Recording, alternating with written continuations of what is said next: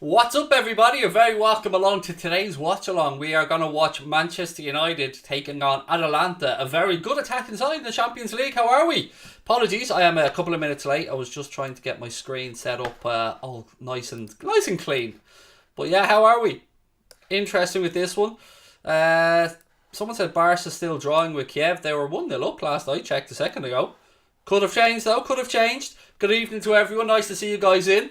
We'll go to the starting 11s in a second, but just say hello to everyone in the chat first. Jens, how are we? Johnny, how are you? What's up, Muffadal? I think that's how you pronounce it. Yeah, they were beating them 1-0 last I'd seen. No, 1-0 with 88 on the clock. Rob, how are you, mate? Nice to see you. Everybody else coming in. Brandon as well. I'm a little bit intrigued by this one, to be honest with you, because Gasperini likes to get his side play attacking football, so I'm expecting this to be a shootout. I'm expecting plenty of goals in this one. Should be a good game. Sorry, I'm just trying to get my microphone and everything set up so it's as clear as can be. What's my prediction? 3-1 United. Let's go 3-1 United. Look, let's have a look at United starting 11 first and foremost, ladies and gentlemen.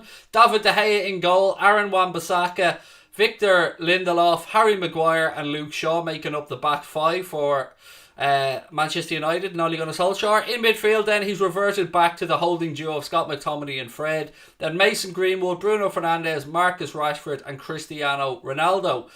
For Gasperini and for Atalanta, it's Musso, Darun, Demarai, Palomino, Zappacosta, Cooper Myers, Freuler, Mila, Palisic, Ilicic and Lucas Muriel. God almighty, or Luis Muriel I should say. Excuse me. Yeah, I'm definitely not pronouncing any of those names again. Anthony said, as a United fan, he's going for an Atalanta win. Wow, we gave Atalanta a spanking, mate, last year in the Champions League. They usually do leave plenty of gaps. Can't see. I know you can't see, mate, because I didn't bring the team up on the screen because I don't have that image. I'm just calling it out to you.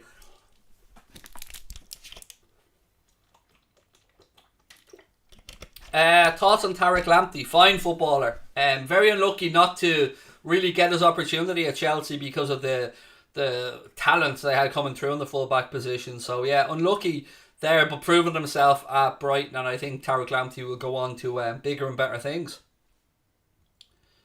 Rob said, I'm a United fan, but can we just appreciate how immense Salah is at the minute? Envious. Yeah, he's in an excellent vein of form, my man. And yeah, look, it's good that you recognise how good he's been, because he really has been quality, to be honest, mate. Damp Lizard 26 going for a 2-1 win for United. Spencer said, I'm not happy with that United lineup. There's no creativity out wide.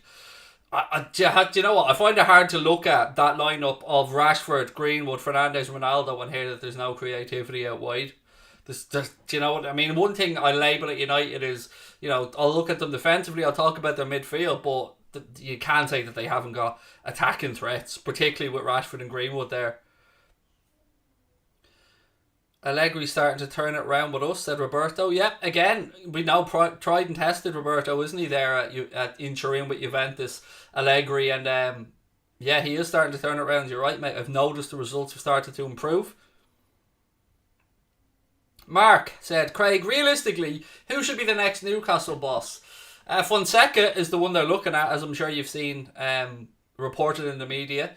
The guy who was former Shakhtar Donetsk manager. I think he won 3 doubles with them. Former Roma manager, was spoken to for the Spurs job. Looked like he was going to take the Spurs job until they brought in a new director of football who, didn't like his attacking style of play. But it does look like Fonseca is in the pole position at this moment in time. Wouldn't have to pay any type of fee for Fonseca because he's not in a job at the minute, although they would have had to have paid off, obviously, the manager they've just given the boot to there. Eddie Howe would be good for Newcastle.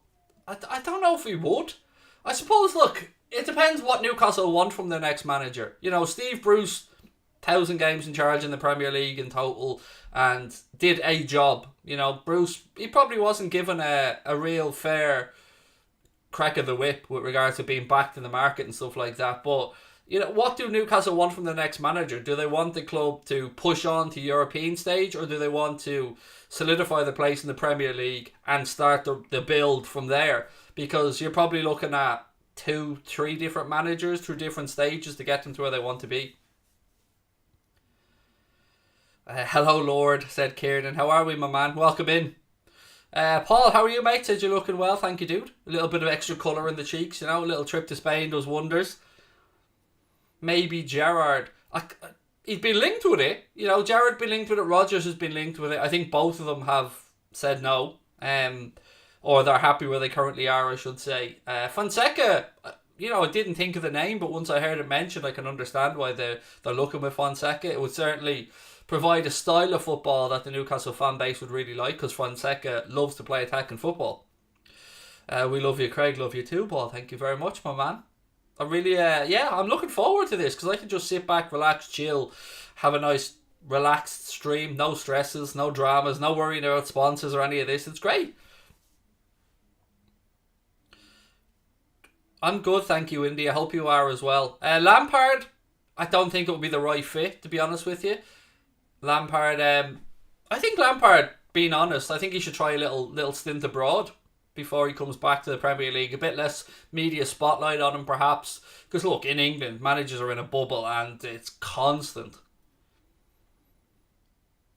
Newcastle should take Solskjaer off our hands. You know what? This is going to sound snidey and salty, but he wouldn't even get the Newcastle job, mate. And that's where I'm even more baffled that he was ever given the reins at Manchester United, because nothing about his CV screams like he should be given the reins of a club the size of Manchester United, with the financial power that Manchester United have, the worldwide global fan base that they have. I never understood it. Look, I understand the romantic side of it, of course I do. Former player, coming back, blah de blah, but nobody was realistically thinking that Ole Gunnar Solskjaer was going to go in there and put United back up at the pinnacle of football. At least I didn't, anyway. I think the United squad, it's much better than we're seeing. I don't think it's good enough to win the Premier League, but I think with the calibre of players in that United squad, a different manager who's more tactically aware will get a better tune out of that fiddle.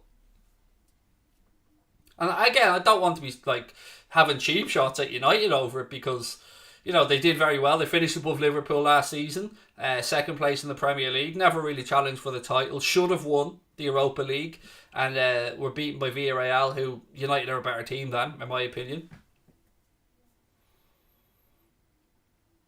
Biran, how are you, my man? Thank you for the kind words, dude. I hope you're well. Our midfield to get overrun tonight, said Anthony Jacobs. Look, one thing that I think will happen tonight is United will get plenty of space to attack, because Gasperini and Atalanta, they're very easy on the eye to watch as a neutral, because they play a good attacking brand of football, which you would think in theory leaves this as a bit of a shootout. And with Ronaldo, Greenwood, Fernandes, Rashford, you would think at home United should have enough firepower to get through this one. So I think a 3-1 win for United.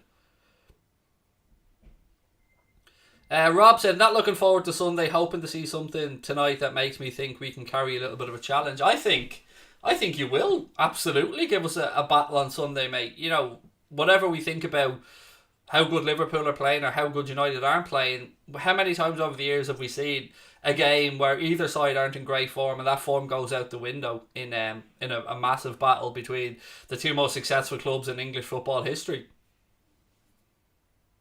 What did I think of the match last night? The Liverpool match. It nearly gave me a heart attack, dude. But would I have taken a 3-2 win before the game? Absolutely, I would have. Was I happy with how we were pegged back from 2-0 up? No, not at all.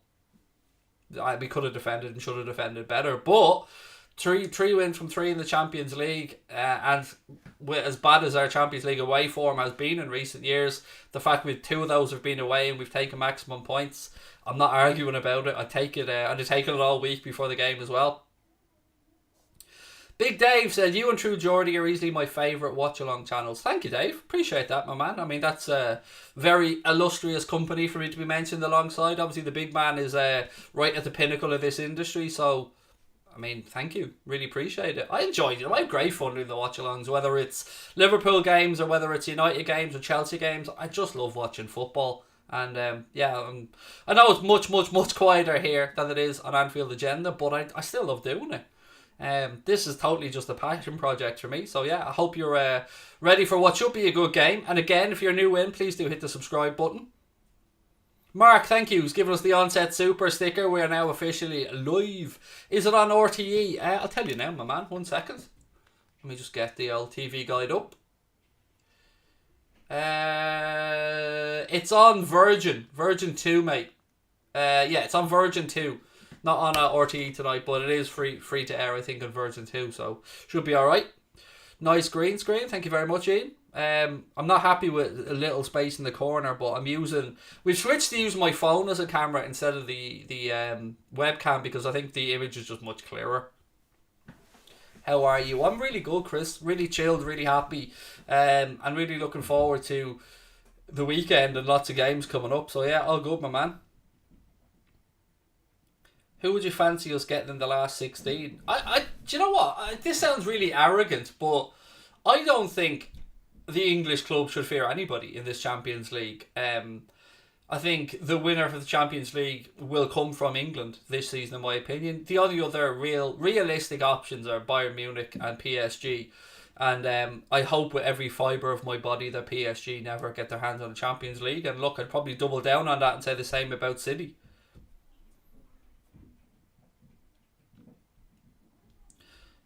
How's Pogba not starting? He's one of the best players in the world on his day. When is that day, though? That's the thing, I suppose, Adam. I agree with you. Paul Pogba is an outstanding footballer on his day, but if I was a United fan, and by the grace of God, thankfully I'm not, I would have got fed up listening to the whole Paul Pogba circus at this point. It just seems never ending. Any news on Jack coming back? Yes, just spoke with Jack literally before I started this stream. We're just waiting, obviously, for the broadband issue to get fully sorted out. But yes, the plan is to get Jack back for a couple of hours a week. I think the plan is to add him into the Thursday night show with myself and James Redmond, and then give Jack his own show with, let's say, Chris and Paddy or something like that one night a week as well, just to ease him back into it and make sure that, you know, there's not too much stress or pressure on him, because he has a full-time job and a social life and stuff as well. So, yeah, again, willing to take it at Jack's pace. Our thing is always that we want these lads to be comfortable and enjoy what they do. So, yeah, hopefully. Hey, Craig, do you think Liverpool can beat this United squad? What do you think the threat will come from? Well, look, from United's perspective, you have to give credit to the attacking talent that's at the club there.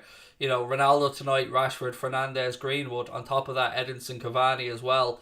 Anthony Martial. So they have a very good attacking 5 or 6 players there. Obviously, the weakness you'd look at right now is the centre-back pairing. Maguire has had a horrendous start to the season. His form's been dog shit, in my opinion. Rafa Varane ruled out for a few weeks as a knock. I think the full-back positions for United are strong. I just think they can be got out through the middle. I think McTominay doesn't get some of the credit he deserves, in my opinion. I've been long saying this. To me, I get a lot of the type of vibes that Hendo got for the longest time at Liverpool with Scott McTominay. I just think he doesn't get the credit that his performances often deserve. Not obviously the most creative midfielder in the world, but to me, I would have him in the team 10 times over ahead of Fred. Assalamu alaikum to you as well, Rajaz, mate. Lots of love to you. Lovely to see you in. I hope you're well, my man. All good, Matthew. Yeah, all good, dude. Yeah, really enjoying the day, and looking forward to a good game of football, in all honesty. Do you think we dodged the bullet with not going for Sancho? No, I think it's... Again, I want to be consistent in what I say, and it would be very easy for me, obviously, to go in on Jadon Sancho, but I think any player that comes back to the Premier League or into a new team needs time to settle down, particularly younger players. So I don't think it's right to judge Jadon Sancho until the season's over. I think he deserves a full season to settle in. You know, I'm trying to take the high road here because I think it's only right. I don't like younger players being written off too early in their careers, and I don't like players' price tags weighing them down, because at the end of the day, we know that Jadon Sancho is a fine footballer. We know that Jadon Sancho will eventually come good. Just look at David De Gea when he came in at United as well. Everybody knew the guy's talent when he was at Atletico Madrid, but he was still a young guy that hadn't fully developed yet, hadn't grown into his body fully yet, hadn't really become a man yet. And as time went by and he settled in, we know how good he was. And I think Jadon Sancho's quality will come to the fore eventually, but, you know, it's not there at the minute. That's my realistic view on it all. But I think there's a very good footballer in there. Is your son's arm all better now? There were actually both of his arms were broke, Jeff, unfortunately. But yes, he is. He's all good, my man. Outcasts. Had his holiday, enjoyed it in Spain, and got plenty of swimming in. But yeah, he's all good. Thank you, Jeff. Who's going to win, said Sean, Lord Craig. I love it. Yes, I am. I am actually a Lord. It is true. I'm genuinely have the title now, so there. But who's going to win? I think United will win. I think they'll answer the critics tonight, and I think that they'll get the win. And I think that they'll do it rather comfortably. I'm going 3-1 to United for this one. Sir Sathrud said, I appreciate your honesty. Thanks, man. I love the sport, first and foremost. And yes, we all have our old rivalries and allegiances, and mine is to Liverpool. But I think if I'm ever want to be taken seriously in this industry, when I'm not on Anfield Agenda, when I'm on a neutral platform, I have to be honest in my assessment of stuff. At least my opinion. I'm not saying what I say is right all the time. Of course it isn't. But I'll always tell you how I honestly feel about something. It's not lagging, ball. Not at my end. Not on my screen either. So, and I've not had anybody else in the chat say to me it's lagging. So, it isn't at my end anyway, dude. Rajez says United's issue was buying Ronaldo, and they sold Lukaku, saying he didn't offer enough off the ball. I think we had this conversation the other day, Rajez. Look, do I think Ronaldo's money could have been better spent? Yes, of course I do. And do I think he ever was actually going to go to Man City? No, I think him and his agent played a blinder with that move. And I think they knew what they were doing. And look, United have got themselves a goal scorer in that, no doubt about it. But he's never going to be the same Ronaldo he was. I hope you enjoyed the bank holiday weekend, lad. Thank you, Merchant. Wasn't a bank holiday weekend here this weekend. It was just a regular weekend, but I did enjoy it. Yeah, whenever Liverpool get a result, mate, and what a result it was against Watford at the weekend, I'm always happy. Would you rather be Sir Craig or Lord Craig? I'd rather neither, to be honest. Now, look, if I wanted the title of Sir, could have got it, believe it or not. But for me, mate, that's all just a big laughing joke. I'm just a normal dude from a working class area that wants to improve my life. So yeah, I wouldn't accept the title of Sir, obviously, because it would be a royal title, and I'm Irish, not English. But I'll tell you what I'd rather do is do more stuff for the local community, dude, and help people out. This weekend? Is it a bank holiday this coming weekend? Is it? I don't know. I one day fucking blends into the next for me. Do you know what I mean? Hi Craig, I'm a Girona fan. I don't know, but we're owned by the same owners as Manchester City, and all of our fans hate them because all they care about is spending or sending players on loan here. I didn't know that they were owned by the same people, Brian. Sincerely, I didn't know. I knew Manchester City obviously had other clubs. They think they have a club in Brazil, they have a club in Australia, they certainly have a club, New York City FC as well. I didn't know about the Girona thing, mate. Appreciate the heads up on that. There are some of those clubs though, aren't there? Like Leipzig as an example. I know in Germany Leipzig aren't very highly regarded by those outside because they feel they got around the rules a little bit with the investment. Lord Houlden has a nice ring to it. It does, doesn't it, Anthony? Let's be honest. I mean, I'm not hating it. That's all I'm saying, dude. I'm not hating it. Monday is a bank holiday. There you go. I didn't know that, Suxie, honestly. I suppose it makes, hopefully, the celebrations, fingers crossed, on Sunday that bit better, doesn't it? Thoughts on Patson Daka's performance? I mean, 4 goals in Europe away from home is never to be sniffed at, is it, mate? You know, it's impressive. You know, Moscow, no easy place to go. Obviously, good result for Leicester, but to score 4 goals away from home in any European competition, you know, that's going to get people's attention, isn't it? J Monk said, afternoon Craig, my school team won 5-0 and you kind of hurt your ankle. Keep up the streams. Well, 1, delighted your team won, mate. 2, get better soon. I hope your ankle recovers. And 3, thank you for tuning in and watching the streams. It's much appreciated, my man.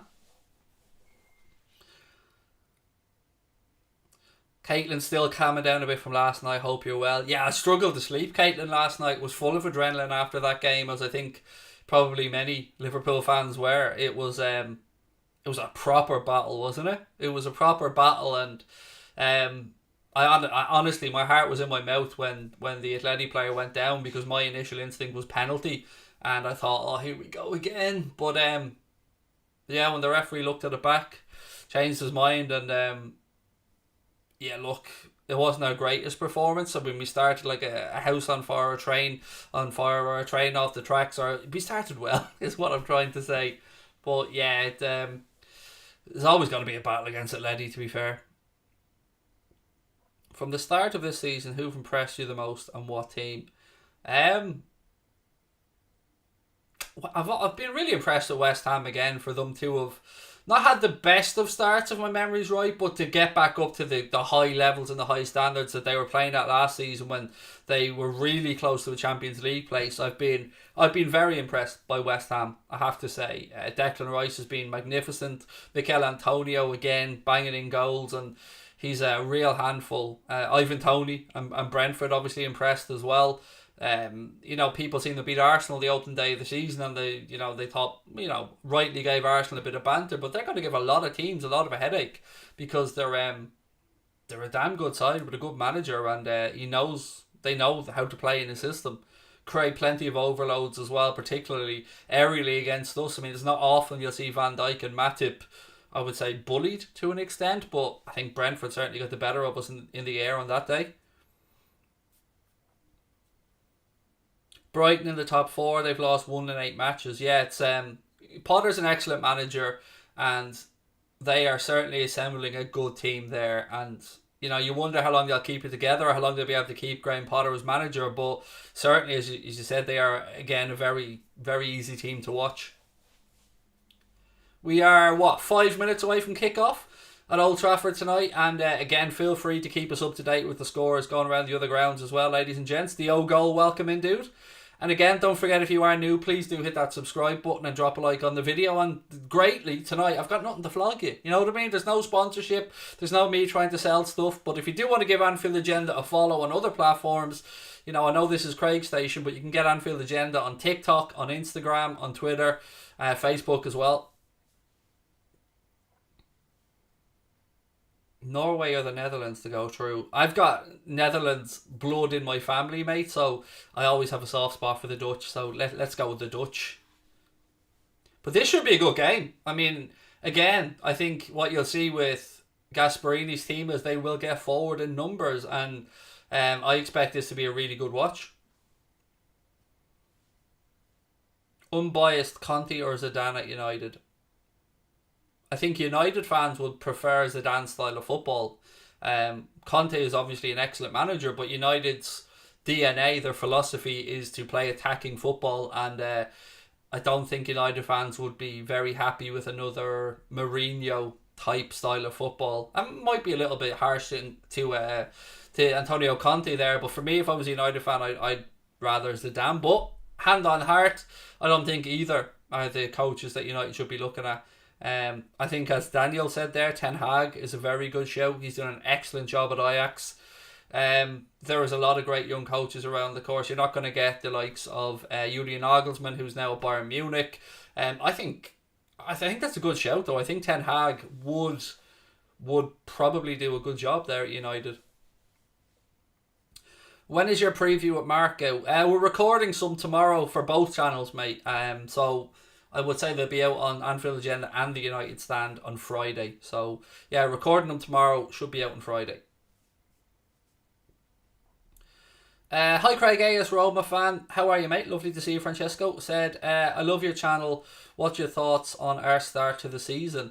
I think a lot of us Liverpool fans, mate, have a soft spot for Roma. I think we can see a lot of passion in the fan base, and I've always liked Roma's style of football. Start to the season, Tammy Abraham has done well. Mourinho was obviously getting a tough loss at the weekend, or recently, a 1-0 loss, obviously in a game, if my memory's correct, I think it was against Juventus, if my memory's right, Francesco. But I do have a soft spot for Roma, mate. I really do. So I hope you do well. I mean, I'm not a big fan of Mourinho. I won't lie to you, but I do like the vociferous nature which with the Roma fan supporter team, my man. So yeah, I wish you do well this season, mate. I hope you do well. It's nice to see the league being shaken up a little bit. Obviously, with Inter winning it last year after Juventus domination for so long, it's nice to see Inter, Roma, Juventus, AC all up there challenging as well, and of course Atalanta. We got to give them a mention. Lewis, I'm going to predict a 3-1 United win, mate, for me in this one. See, Ball said there, I hate Roma with what they did to the Liverpool supporter. One person, mate. You know what I mean? I think it's really unfair to castigate or to look down upon a whole collection of supporters for the actions of a small section of supporters. And I know for a fact that that's not the majority of Roma fans, mate. And look, it was disgusting. I agree. No debate about it. Nobody of any club's fan base should ever have to go to a game. And while we're on that subject, again, I just want to send my best wishes to the Manchester City fan who was attacked last night after the game against Bruges at a petrol station. He's apparently in a very bad way. So again, I want to just say that that's not what we want in our game. That's not the way football fans want to be perceived or should be perceived because of the actions of a few arseholes. I hope that they get the full force of the law down upon them, and I hope the Manchester City fan makes a speedy recovery because it looks like he's in a very serious condition in hospital, unfortunately. So I hope he makes a speedy recovery. And yeah, again, there's arseholes in every fan base, and Liverpool fans have been shown up in a bad light at times. United fans have been shown up, clubs on the continent, but I don't think it ever speaks to the actions of the real hardcore fans who want the club to be portrayed in a positive light. Atlanta players look more confident, said Irfan. Craig, did you play football? Yes, I played at a very high level, mate, underage, and I played as a goalkeeper. But yes, I did. I played football, and I was pretty good, to be honest. I wasn't good enough to make it, obviously, but no, I played at a really high level as a keeper. Right, we are moments away from this one starting. So again, just a quick run through Manchester United starting 11. De Gea in goal, Aaron Wan-Bissaka at right back, Luke Shaw at left back, Maguire and Victor Lindelof are the centre back pairing. Then it's Scott McTominay and Fred in midfield with Mason Greenwood, Bruno Fernandes, Marcus Rashford and Cristiano Ronaldo making up the attacking quartet up front. And I'm not even going to try and pronounce some of the names there for the Atalanta players because I'll just butcher them and I hate making shitty mistakes on people's names. Let me just check the clock. Yeah, clock's ready to go. Cool. Ever play any GAA? Yep. Midfield from our school, Oatlands. And again, we did quite well, mate. We were lucky. We had a lot of Kilmacud Crokes players and stuff, and some Ballyboden St Enders players as well. So yeah, we did well in school, but I didn't play outside of school. Right, ladies and gents, we're about to get underway. So again, keep your comments coming in, keep your thoughts on the games, and I will try and keep you up to date with what's going on. And if you want to let me know about the other scores around Europe as well, please do. Watch GAA. It's Gaelic football, mate. Gaelic football. Right, we're about to kick off here. United playing from left to right, and we're underway. Lindelof does the decent thing, as I like to say, goes out left hand side. Atalanta win the first header and the ball goes out. It'll be United throw in. Did I see the PSG highlights? I did, Ben. And it wasn't a great look on Mbappe there, was it? Taking that last penalty, the second penalty off Messi, who was ready to break, I think, the Champions League hat-trick record if he scored that one. And Mbappe blazed it over. So not a great look, to be honest, dude. Not a great look. Quinch, I like it as well. I love the chilled streams, mate. It's lovely. Reminds me of the old days of Anfield Agenda when it was just 50 people or 100 people in the chat. It's nice to get to know people as well. Right, Atalanta on the attack now straight away. They work the ball out right hand side. I mean, at what point, I wonder, maybe any United fans in the chat can help me out with this one. At what point do you think the board really puts pressure on Solskjaer? Because they have been consistent in their backing of Solskjaer's plan or philosophy and saying that he will be given time and they believe in what he's doing. So I wonder at what point United fans think really the board would start to question his tenure. Francesco said, I agree, Craig. It's a very small section of our fan base, group of idiots. They get a lifetime ban. And look, mate, I've seen as well how warmly the Roma fans, welcome the guys from the Anfield Rapid Cross, and how the real Roma was shown in that. I watched the video and it was lovely, and again it was proper sportsmanship, friendship, and the way we expect it, and that's the Roma I think of, dude. Merchant, thank you for the super chat, said Goldbridge and Neville beef on Twitter.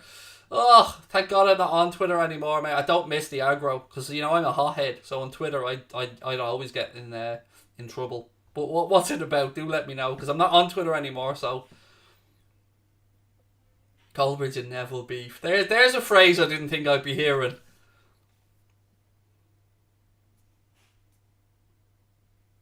The old girl says Ollie's the king, doing a phenomenal job. United recycling possession here. It's back with Maguire. Is the clock synced? Yes, mate, it is. Clock synced. Well, it's synced with my TV anyway, which is live, so yeah. Ollie won't get sacked until top 4 is impossible. Oh, here we go. Oh, Rashford, is the flag up? He's missed a sitter there, but I don't know if the flag was up or not. Kind of very similar situation. You look at it and go, was it a good run like the one the other day? I think he's half a yard off. Yeah, he would have been offside. But again, an early indication there. Connor sent me messages. Let me have a look at Connor's messages. I'm no doubt that they're the screenshots. Oh, hang on. Let me have a look at this. Right. Okay, hang on. I'm just dragging this image across so I can see it better. So Neville said to John Cross, who's obviously much respected journalist, said, John, you were soft on Wenger due to your relationship with the club for years. I'm really happy to admit I won't ask for any manager or Ollie to be sacked. Hang on. Atalanta on the attack. Blocked. He said, me being a pundit is irrelevant compared to my position as a human being and somebody's friend. At least I admit it. Fair. Goldbridge said, so when you talk about United, now should everyone ignore it because they know it's biased because you won't call out a mate? That's what people take issue with. And then, let me just get the follow-up on that one. Thank you for this, Connor, by the way. And then Neville said, yes, please ignore me, to Goldbridge.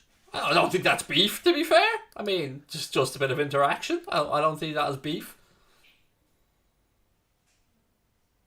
Free kick here, by the way, to Manchester United inside their own penalty area. Atalanta player judged to have fouled. Yeah, judged to have fouled Maguire, I think, pulling him back. Chapadoodle, how are you, mate? Welcome in. Good evening, Clive, to you as well. I hope you're well. No, I think Mark made a fair point. I think Mark did make a fair point. I mean, if Gary's admitting that, as a person and a friend of his, which Solskjaer is, that's fair enough as well. Yeah, but I think Mark has a point in what he's saying. And I like that Mark has the balls to actually speak up like that as well. Fair play. Rashford now on the attack for United, left-hand side. I think it's a bit hard to ignore Neville, though, when he's everywhere. Do you know what I mean? If Sky aren't pushing him, you're on Spotify, and Spotify are pushing his podcast. And if it's not on his podcast, then you're getting the YouTube channel. You know what I mean? It's a bit hard to ignore him when he's fucking everywhere. What, in your opinion, is United's biggest problem? Apart from the owners, it's the manager, to me, mate, because he's tactically inept. What's for dinner? Don't know, Brad. Haven't thought about it yet. I don't eat my dinner till about 1 a.m, my man. Atalanta move the ball across left-hand side now. As expected, this has been a bright start to the game. I think we're going to see goals in this one. I really do. Middlesbrough 1, Barnsley 0. Thank you for that update, Mark. Jack, just do us a favour, buddy. Happy to read your comments out, my man. Just For etiquette's sake, Jack, can we just get rid of the caps lock? But Jack said, I think Rashford will score tonight. Very high line from Atalanta. Good shout, that, Jack. Atalanta moving across right side. For a low drive across, but Harry Maguire clears it in his own 6-yard box. It'll be a throw in right hand side. If I have dinner at 1 a.m, is it technically breakfast? No, because my body clock is arseways, George. I only go to sleep at about 7 a.m, mate. All good, Jack, my man. All good. And good point you made as well, Jack. I think you're spot on. I think that high line, if Rashford can get it behind with his pace, it will definitely cause Atalanta trouble. Lunchner, there you go. Almost 7 on the clock here. Atalanta get on with a throw in quickly. Thank you, Avnish. I love them as well. I love these nice and relaxed streams. It's all good. Craig, you're my impression. You're one of the best Liverpool fans in the earth. Thank you, man. I'm a football fan, mate, and any excuse I get to watch it, I'll watch it, no matter who's playing. Honestly, if there was fucking Danish Division 3 on TV and there was nothing on, I'd probably watch that. Rashford trying to find a way through. Bit of a last ditch challenge there by Atalanta. Again, both teams knocking on the door here early doors. Early doors. Probably could have worded that a little bit better there, Craig. Is your body clock with all the lockdowns? No, it's always been like that, Brad. I've always been somebody who, you know, when I was working, I worked at night, whether it be as a DJ or a taxi driver, or I've always been a night owl, so my body clock's always been arseways. And also, I love how quiet nighttime is, so everybody else in the house is asleep, and I get some downtime because I like peace and quiet. How did I get into football? Barcelona. Yeah, no, it was Barcelona, mate. So since the age of 5 or 6, my dad always brought us over to Mallorca on holidays, and over there I would be seeing, you know, we'd usually go around May time, and I'd be catching the tail end of the Serie A seasons, and, you know, as a goalkeeper, Antonio Zubizarreta was the one for me that weirdly that made me really take notice. And I remember again around Euro 88 seeing the games, Ireland against Netherlands and stuff, and Euro 88 was my first real memory of football. The Liverpool thing came the game against Arsenal when we lost 2-0 at Anfield, but yeah, it wasn't through any families or anything like that. I just fell in love with the game myself.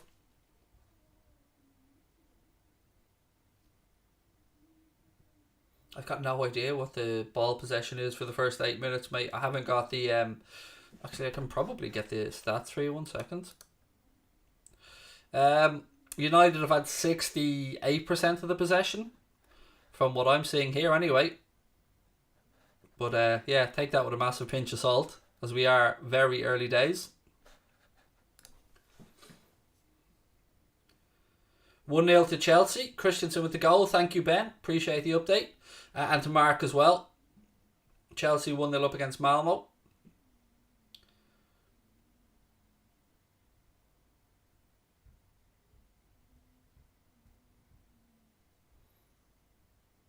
Almost headed 10 minutes here at Old Trafford. Still United 0, Atalanta 0.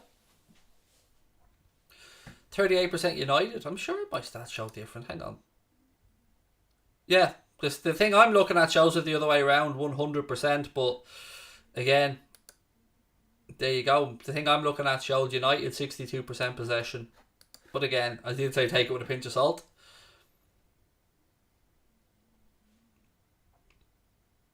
Atlanta on the attack again. Nice ball out wide left to Lucas Muriel. Ball towards the far post. Luke Shaw does well. Gets up and heads it away. Fernandez now. Ball over the top. Looking for the run of Cristiano Ronaldo in that left channel.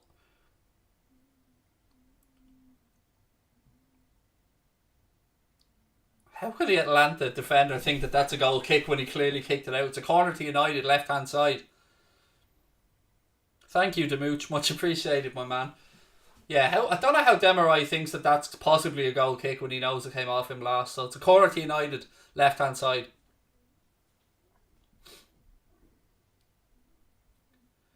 Bruno Fernandes coming across to take it.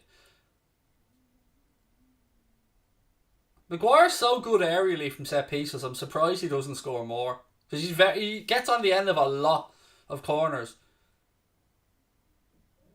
This one is cleared at the near post, but it comes back out to Bruno Fernandes. Second ball in. Again, doesn't beat the first man. You wouldn't be happy about that if you're a United fan. There's nothing more frustrating than corners not beating the first man as a fan. Lindelof comes back, wins it back for United, gives it to Luke Shaw. Shaw goes on a little burst now into the Atalanta half. Got options to his left, gives it to Fernandes. Fernandes, I tell you what, that was almost a beautifully weighted pass to Ronaldo, but the Atalanta defender just managed to get ahead on it. But United have it back. Fernandes, he's dispossessed now. Atalanta, have it left hand side.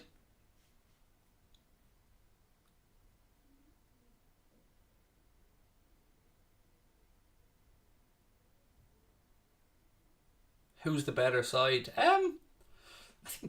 I think it's too early to say because they've both been getting bodies forward. United seem to be set more to, as a friend in the chat said earlier on, try and exploit the high line of Atalanta and using the pace of Rashford and trying to get Ronaldo in over the top. So good tactic to use to try and get an attacking position, but also give Atalanta and Gasperini something to think about, knowing that they can be turned in behind. One of the tactics in doing that and playing those long balls over the top is to give them a little bit of time to think, shit, should we drop 5 yards deeper? Are we committing too many men forward? So sometimes I think the long ball over the top like that's unappreciated for what it can do to opposition players, because, as I said, if you can turn them and get in behind them with the space, you can do damage. And again, first instinct there from Bruno Fernandes was to get his head up and try and pick out the run of Marcus Rashford in behind.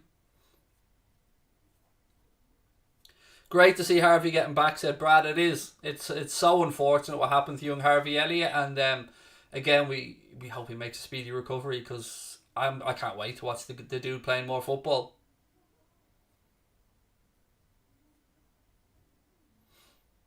Reading won, Blackpool 0 in the FA Cup. Thank you, Cube. Who's got a better long pass, VVD or Ederson?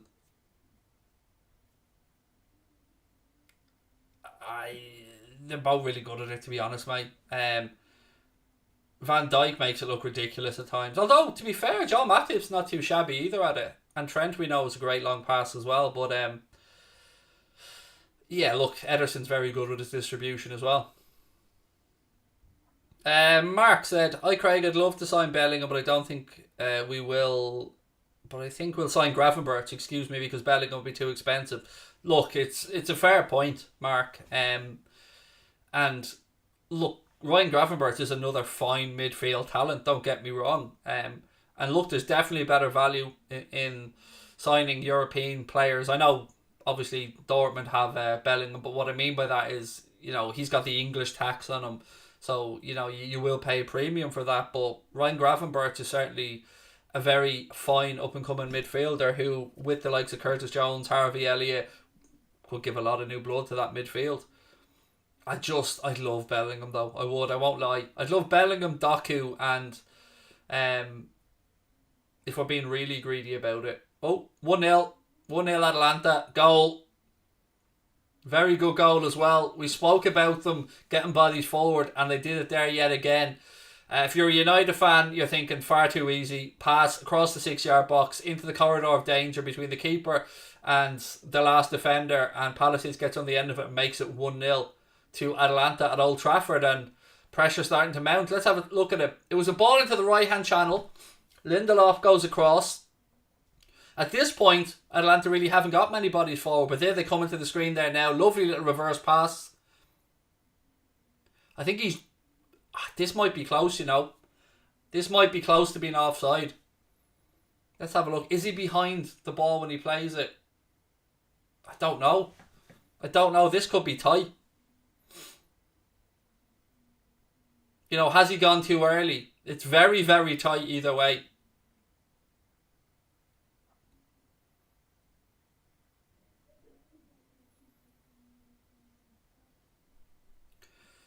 Solskjaer's face looks like he thinks it's a goal.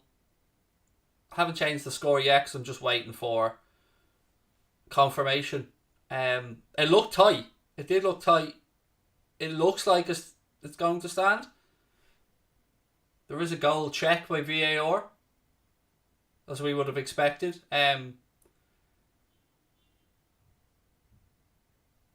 Goal given. Goal given.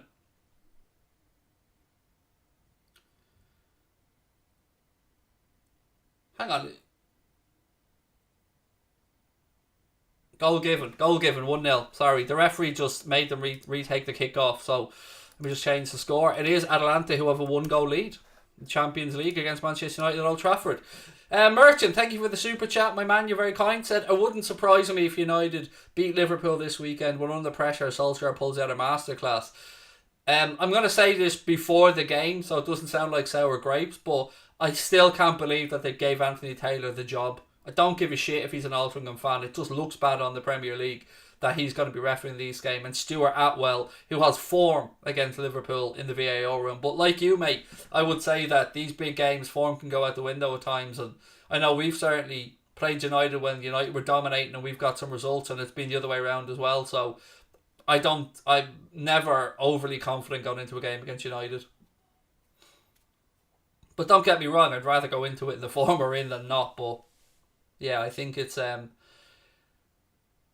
far easier to see how Liverpool will win the game, but I'm always fucking nervous about refereeing decisions, I won't lie, in these games. Because I hate any game like that being decided either way by a refereeing decision.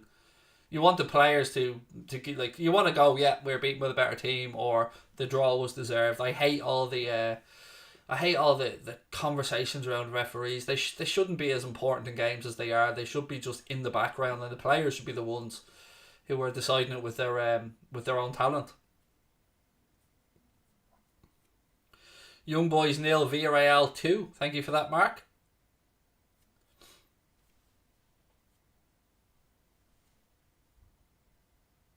Again, ladies and gentlemen, if you are enjoying it, please do hit the subscribe button. What have we got? 211 people in the live chat now. Thank you very much for being with us. And look, it's not been a great start here for United, but we do know Atalanta, they attack. So I still think they will keep going. I don't think they're going to drop deeper now and change their philosophy. I think, if anything, this will buoy them on. You know, some teams will come to Old Trafford, go 1-0 up and sit back with the ball. Atalanta don't play that way. So if I was a United fan, obviously you'd be pissed off you're 1-0 down, but I wouldn't be panic stations just yet. Thank you, Superglue. You're really kind, mate. Thank you. I just enjoy what I do. I'm very lucky to be able to do it, so I don't take it for granted. And I appreciate everybody who takes the time to come in and watch, because other than that, it would just be some overweight Irish lunatic here talking to his phone. Fred throws the ball through to Ronaldo. It's overhit. Atalanta tried to play it out, but they go back to the keeper. Just confirmation there, Jared Moreno with the goal. As was pointed out in the chat, it is now 2-0 to Villarreal away against Young Boys of Bern. Currently, United are, I think, bottom of the Champions League group. Currently, I should say. There's a long way to go on this one. Is the match on Sky at the weekend, Colin, or tonight? At the weekend, obviously, yeah. It's a 4:30 kickoff. But this one, if you're in Ireland, you can watch it on Virgin Media, and it's on BT Sport as well. Ball in. Fred. Good save by the keeper. It'll be a corner to United. First ball in, just a little bit too high for Bruno Fernandes. It did clip off his head, but it fell to Fred. Fred got a strike away. Keeper got a strong hand on it, and it goes over the bar. Good work from Ronaldo down the right-hand side. Yeah, if you're a United fan, you don't want that dropping to Fred there. You want that dropping to, Mason Greenwood or Marcus Rashford. But Fred took a touch on his left boot. Struck it, but he struck it straight at the keeper, who did get a good strong hand on it. It'll be a corner to United right-hand side. Shaw with the ball in. Well cleared by Atalanta's defence under their own bar. It's back with Fernandes. Fred works it out right-hand side to Shaw. Shaw plays I thought it was a good little pass to Mason Greenwood, but I think it skidded off the surface and goes behind, and it'll be a goal kick to Atalanta. 2-0 to Chelsea. Thank you to everybody for the updates on that one. It's a Jorginho penalty to make it 2-0 there against Malmo for Chelsea. Craig, would the current Manchester United squad be capable of winning the league with Ferguson? No, I don't think so. I think that they're still just that little bit short, mate, when you compare to those around them. You know, I know Ferguson would have got a better tune out of McTominay as an example, but I still think United are that. They're not far. They're not far away, mate. I think they're maybe a central midfielder, and I mean, I know this is going to sound really weird, but I still think maybe another decent central defender. Because you know you've got McTominay, or excuse me, you've got sorry, there's a shot here. You've got Harry Maguire there, and sorry, there's a counter. So I'm distracting myself here. Jesus. You've got Maguire there and Varane, obviously, but when you drop off from that, Bailly's not good enough, Lindelof's not good enough. So I still think another experienced centre back. Sorry, I was distracting myself there because there was 2 attacks back to back. Fred, the most un-Brazilian Brazilian. I know. Thankfully, we managed to get Fabinho because I know United went strong on him as well, and I'm very grateful that we got that Brazilian and not the other one. I think we definitely got the better Brazilian in that deal. Ronaldo now. Good footwork from him. Picks out Fred. Fred works it across to McTominay. McTominay rolls it out now to Aaron Wan-Bissaka. Early cross from him. Ricochets back. Aaron Wan-Bissaka again. Again, the defender does his job, and it goes out right hand side for a throw into United.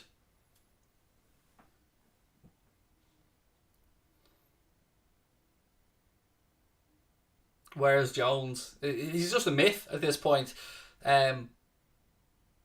Yeah, Jones has turned into United's version of the centre back we signed from Preston, who never gets a look. Ben Davies, who never gets a look in either.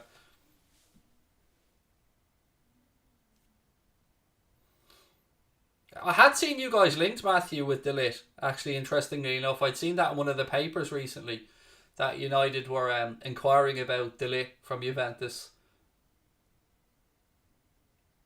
I'll never understand why he made that move to Juve at the time. I think it was completely the wrong move for him. Nothing against Juve as a club, but just didn't see it as a good next step for him in his career.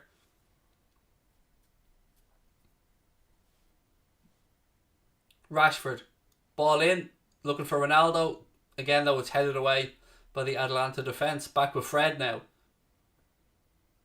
To Lindelof. Back out left hand side to Shaw. Lovely little move that between Ronaldo and Fernandes. Fernandes now left side. Goes behind. It'll be another corner to United. It was a really good bit of play between Bruno Fernandes and Cristiano Ronaldo there. Lovely little give and go.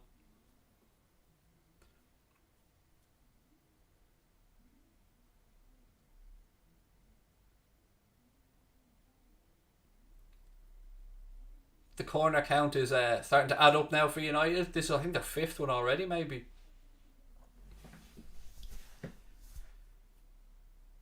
Fernandes gives the signal. He goes short this time to Rashford. Rashford, edge of the box, tries a strike. It's blocked down. Luke Shaw comes back, gathers the ball back for United. Again, he's just waiting for Lindelof and Maguire to get back into position. He gives it to Harry Maguire. Out to Bruno Fernandes, back to Maguire. Maguire switches play across from left to right to Fred, who's dropped in on the halfway line, right hand side. Greenwood cuts inside, does well to protect the ball. Didn't give the greatest ball to Bruno Fernandes, but Fernandes does well to retain possession. Lindelof now. I mean, it's a good defensive line, this, from Atalanta, in fairness to them. They're moving well as a unit. 5 yards up, 5 yards back.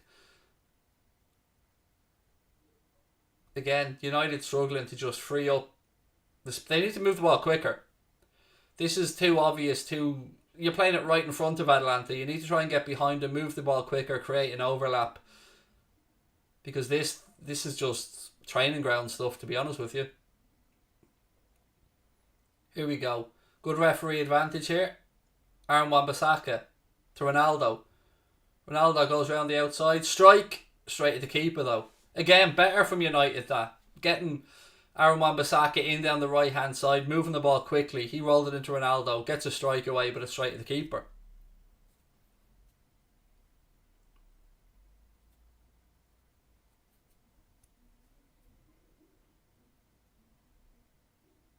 "26 minutes gone at Old Trafford, still Atalanta lead by a goal to nil. United are coming back into the game though, starting to create chances, but no clear-cut chances really as of yet. Probably the best one fell to Fred and was straight at the keeper, who knocked it over for a corner. But it is back with the Atalanta keeper now.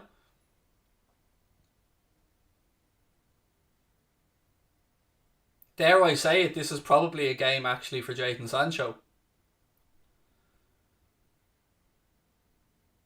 That would certainly be the first substitution I'd be thinking about. Not yet, obviously, but if I was Solskjaer, I just think getting the ball down and Sancho's trickery, he could do damage against this Atalanta side, particularly in behind as well. Here we go. Here's a chance again for United in transition. They win the ball back. Fernandes drives at the Atalanta defence. It was a terrible ball though. He tried to slip it into the path of Marcus Rashford, who he played it behind him. Rashford had already gone 2 yards ahead of him. Thoughts on Dortmund? God, they got a spanking last night by Ajax, didn't they? Absolutely handed their backside in that game. Didn't see that result coming. Angus, how are you, mate? Welcome in. Strike. It'll be an Atalanta corner now, right hand side. Cooper Myers with the is Coop Meniers or Coop Meniers? I don't know how you pronounce his name. Anyway, he had a strike that was blocked.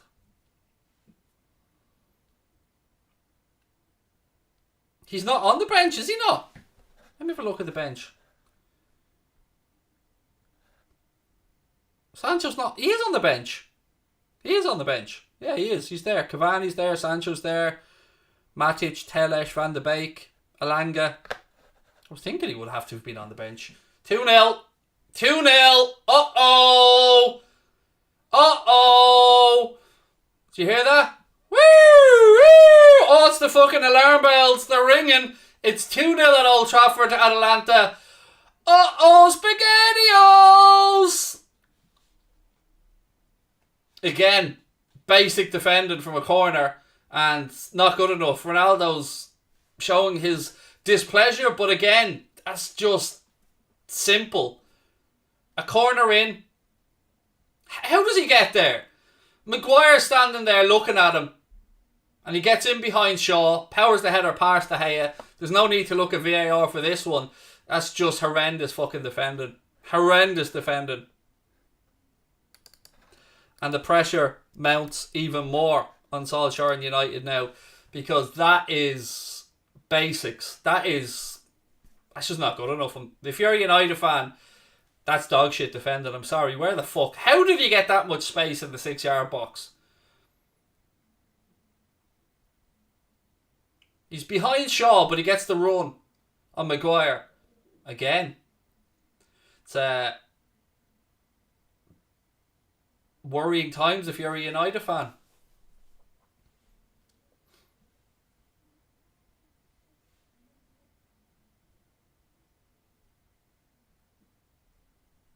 Atalanta fans obviously absolutely over the moon. But yeah, I mean, as I said earlier on, when does the pressure start to ramp up? You know, and look, again, United are capable of still getting something from this game. I know it sounds ridiculous, but they have enough talent on that pitch that scoring 2 goals in this game shouldn't be out of the question. But how many times are the attacking players and moments of brilliance going to be able to maybe bail United out in these scenarios? Because you can't have a season hoping that something's going to happen. You need to have a clear game plan. And that's where Solskjaer is coming undone to me.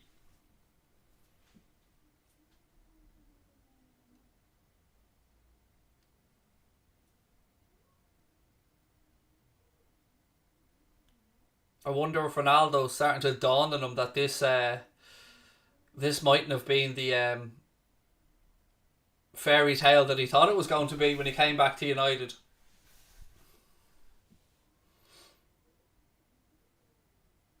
I don't blame Goldbridge for not being happy. I'd be fuming. Look, I mean, I was angry at our defence last night for the 2 goals that we conceded because they were entirely preventable. But that was basics. They just wanted the ball more.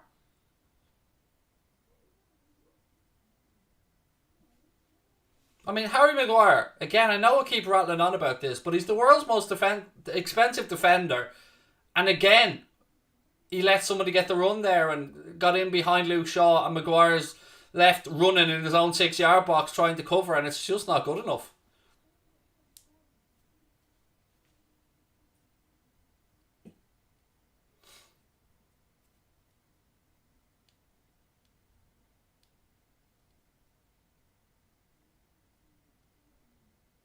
I think plan A for United now needs to be don't concede again before half time, and if you can get one back, before half time for United. If I'm a United fan, that's what I'm thinking now. Don't fucking concede again and just try and pinch one before half time.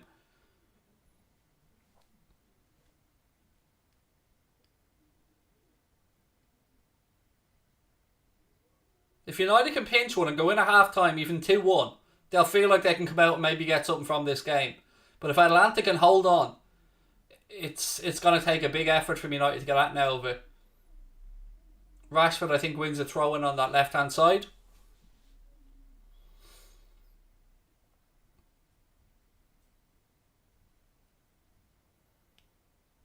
Ollie's under the wheels, somebody said. Pogba sitting there again in the stands. Sancho sitting there in the stands.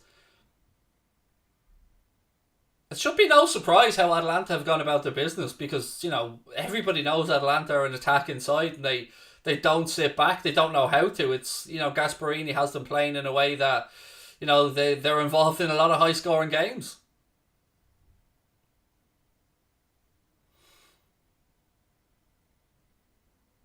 I mean, I'd be lying to you if I said I'm not enjoying this a little bit as a Liverpool fan. I'm trying to be neutral, but, am I sitting here a little bit smug? Yeah, I am. But I don't want Ollie to get the sack. I want to make that abundantly clear. Ollie forever, keep him in the job. So the longer he's at Old Trafford, the fucking better it is for the rest of us to just watch and smile. Again, I want to be respectful because I know there's a United fans that watch the channel and they're good people, really nice people who I enjoy interacting with, but I am a Liverpool fan and I'm trying not to be smug here.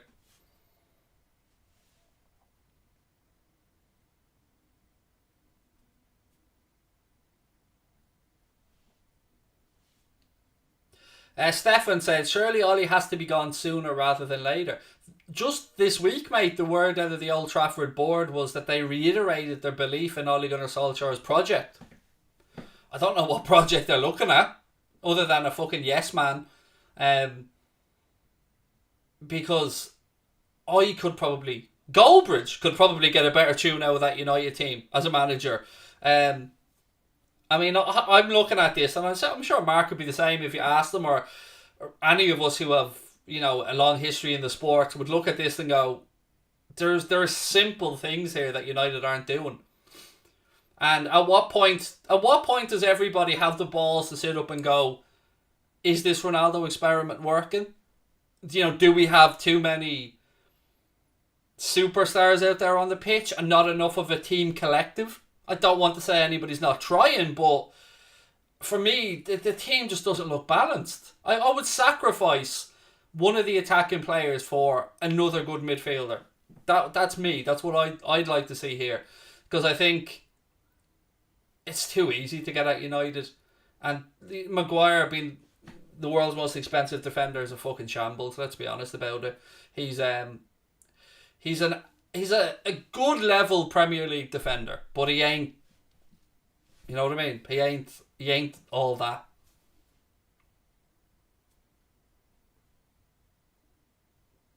Here we go. Ronaldo goes down, looking for a penalty. That's all that's left, Cristiano. That's all that's left, my man. Trying for them penalties, dude. You know what I mean? Trying to buy them Old Trafford penalties.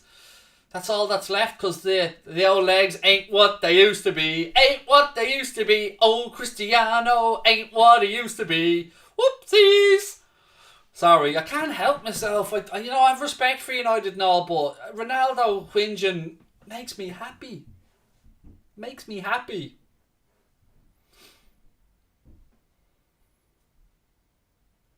There was everything was tickety boo there when he signed back, queuing up for the jerseys, and people thinking that this was going to be the return of the Messiah. He's not the Messiah anymore, I'm afraid. He's a figurehead of an attack now, but he's not the Cristiano Ronaldo that left Old Trafford.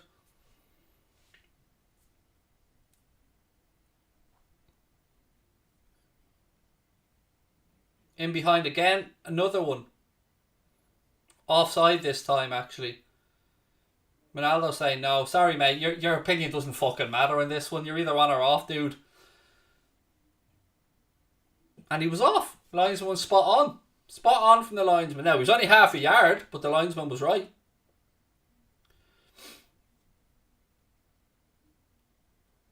Serious question to United fans. And again, not trying to take the piss. Do you think if United finish outside the Champions League places this season, that Ronaldo will stay there next season? I suppose another argument to that is, where would he go? Am I confident that Liverpool win on Sunday? I'm never really confident playing United, mate. I've been around long enough to see form go out the window.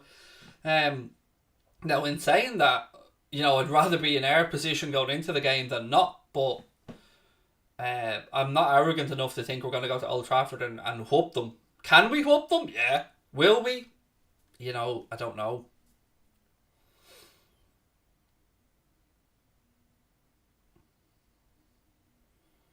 That's a fair question, Ian. I actually don't know how long United gave Ronaldo's contract. It's a good question. I don't know. Anybody in the chat able to tell me how long did Ronaldo sign on for? See now, Sancho and Pogba warming up.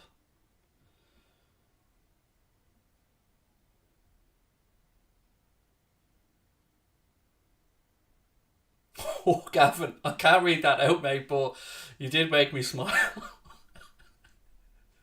Oh, well played. Well played, Gavin.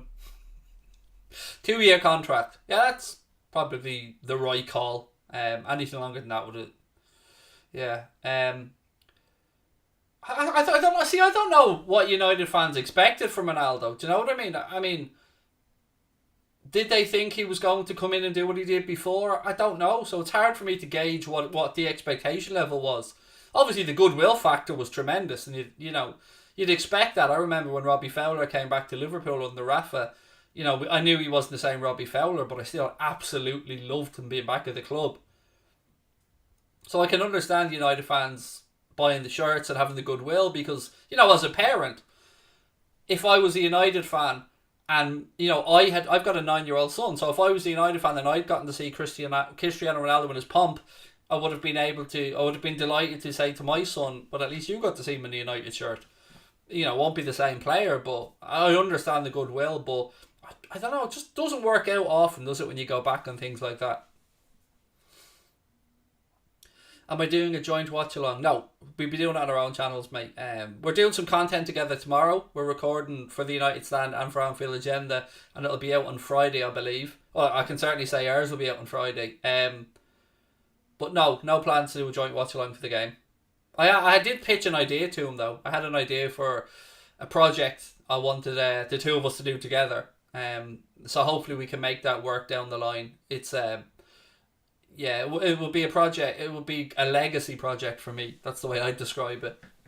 Don't want to give that away, but I've a few little bits and pieces I want to work on. And again, I'd love to have Mark involved with it, because I get on well with him. He's a good lad. I think we are doing a combined 11, Stefan. Yeah, I think we're doing one for the United Stand. I think.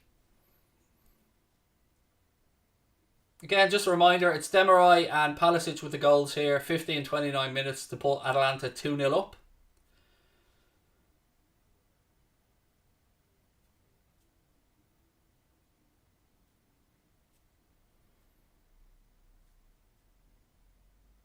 What a roll Salah's on, by the way. First Liverpool player to ever score 9 games in a row. Unbelievable. The man's a machine.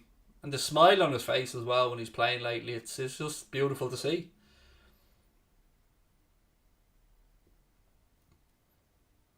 Looking forward to it. The game.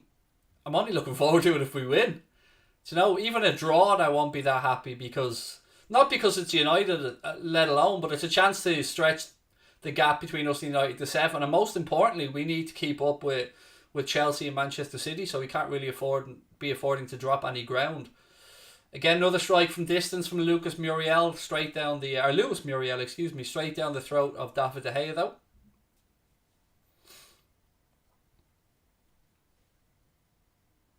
Could we face a backlash on Sunday? I mean, look, here we go. Chance. Great tackle! Oh, the offside flag was up, but fuck me, what a challenge. What a challenge that was. He's pumped that dude. Who's that, Demarai, is it? He was onside as well. It was a beautifully timed run by Rashford, who was onside if Ronaldo didn't touch that ball. What a tackle that is. Who was that? 28. Demarai, yeah. What a tackle. And then the flag went up, but Rashford was actually onside. If Ronaldo didn't touch it, Rashford was onside. What a tackle. Wow. That was a proper tackle. Great bit of defending that.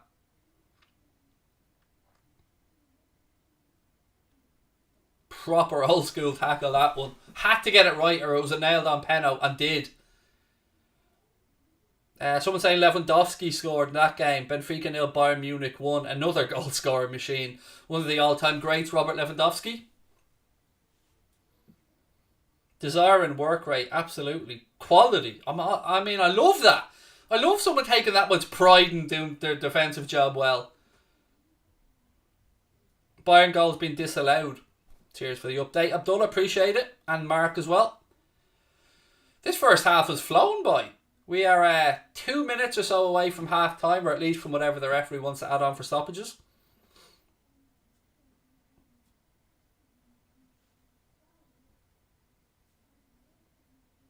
Sean, how are you, mate? Welcome in, dude. Hope you're well.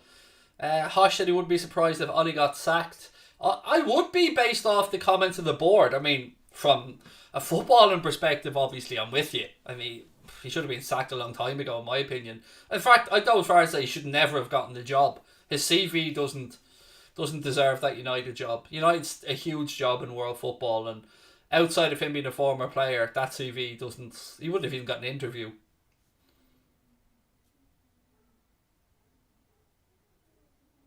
Here's a good chance again. Oh, missed. Fred should have made it 2-1. He did really well. Burst into the penalty area. It's on his right foot. You're thinking, just side foot it, mate, into the corner here. Get one back for United right before half time. And let's be honest, he should have buried it. Again, United fans, that ball just not dropping to the player you'd hope for. But even at that, Fred, 8-9 yards out. The whole of the right side of the goal at his mercy. And Ronaldo there as well. And he side foots it wide. That would have been just the little boost. As I was saying to you, United's job, pinch one before half time, don't concede again, and that's a chance. That's a big chance.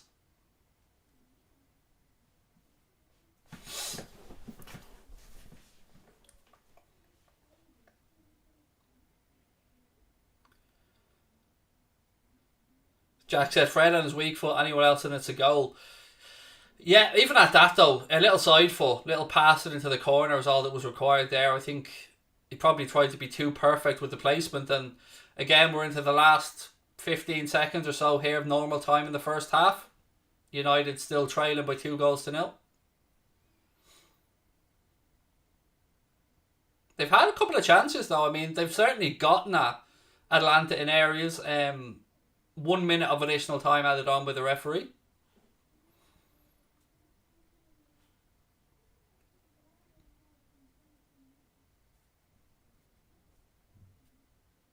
And then another throw in, Maguire taking it quickly to Fred. Fernandes. He switches the ball out to Aaron Wan-Bissaka down the line looking for Mason Greenwood. Back to Bruno Fernandes. Fernandes fires in across. It takes a little deflection. Drops to Fred. He has his pocket pinched, but Fernandes gets back to win the ball back for United. 20 seconds left of the additional time. Fernandes goes route one, pumps it forward. Oh, it drops through. Rashford. Oh, he's missed as well. That's just not good enough. I'm sorry, but you see Rashford in that position, you're expecting the goal to bulge, and he blares it. Again, great time to run. Great ball over the top. Atalanta defender should never let that bounce. It clips the top of the bar, but he should have buried it.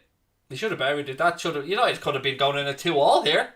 And as it is at half time, it is Manchester United 0, Atalanta 2.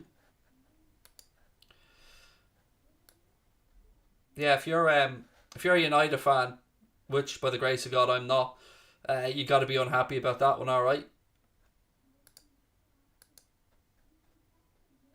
And yeah, there we go. At half time, it is Atalanta that lead by 2-0, but United could easily have been going in their level. Lukaku and Werner both came off injured. That's interesting, Will, because wasn't Thomas Tuchel speaking about the fact that Lukaku's been burnt out with the amount of football he's played? So you would have thought he would have given him a rest.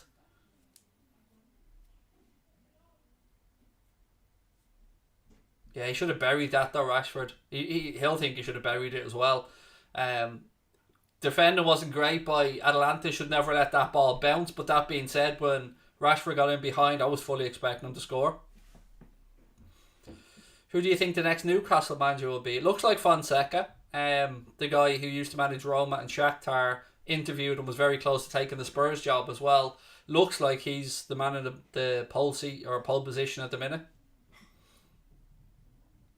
United are bottom of the group. Let's have a look at the table as things currently stand. So Atalanta would be top if it finished right now as it is with 7 points. Villarreal, with the fact that they're beating Young Boys of Bern, that would put them on 4 points. United not out of it by any stretch of the imagination. I mean, they're only 1 point away from second place as things currently stand. And but yeah, look, it wouldn't be a great start to the Champions League campaign, would it? Being beaten by Young Boys, being beaten then by Atalanta at Old Trafford. So what have they got left then with fixtures? I can't remember what United's fixtures are. 1 second. In the Champions League group, let's have a look. Matches, there we go. So United still have to play 2 away games. Away against Atalanta, which is not going to be easy by any stretch of the imagination. Then an away trip to Villarreal, who, will want the result themselves at home, and then they finish up with what should be on paper a fairly straightforward game against Young Boys. So, yeah, I mean, 2 difficult back-to-back away games in the Champions League coming up for United after this one.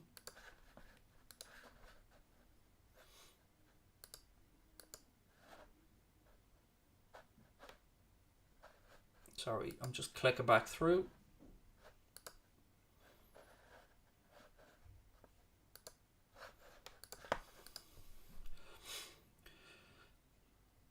Just put Bob in my fantasy team for the big Rom because of injury. Do you think Bobby will start against United? Yes, probably.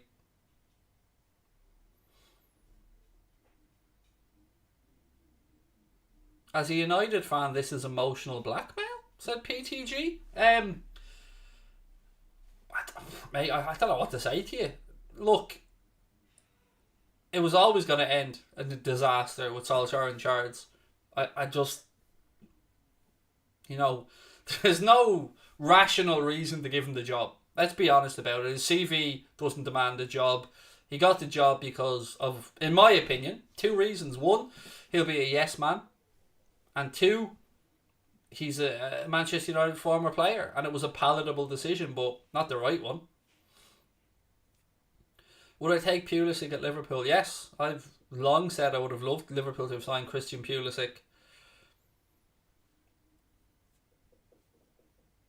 My mate decided to do the trip from Bournemouth. Told him he was praying even harder for the loss this time. Oh God bless your mate making that long trip up from Bournemouth for the game. Do I have Bobby's dentist number for you? I don't. Actually, do you know what? I actually do know who did Bobby's teeth, yes. And I'm sure finding the number wouldn't be too hard because, it's a fucking dentist, wouldn't be that hard, or an orthodontist. But yeah, I actually do know who did Bobby's teeth. I'd have to look it up, but I know how to find out. Do I think Neymar would have been better than Ronaldo? I still think it's the wrong type of footballer, Adam. I mean, what United need now are hard-working, talented, honest players, not prima donnas like Neymar. That's not the type of person United need right now. They need players who are going to go out there and just leave it all on the pitch. So I think Neymar would have been just as stupid of a signing, to be honest.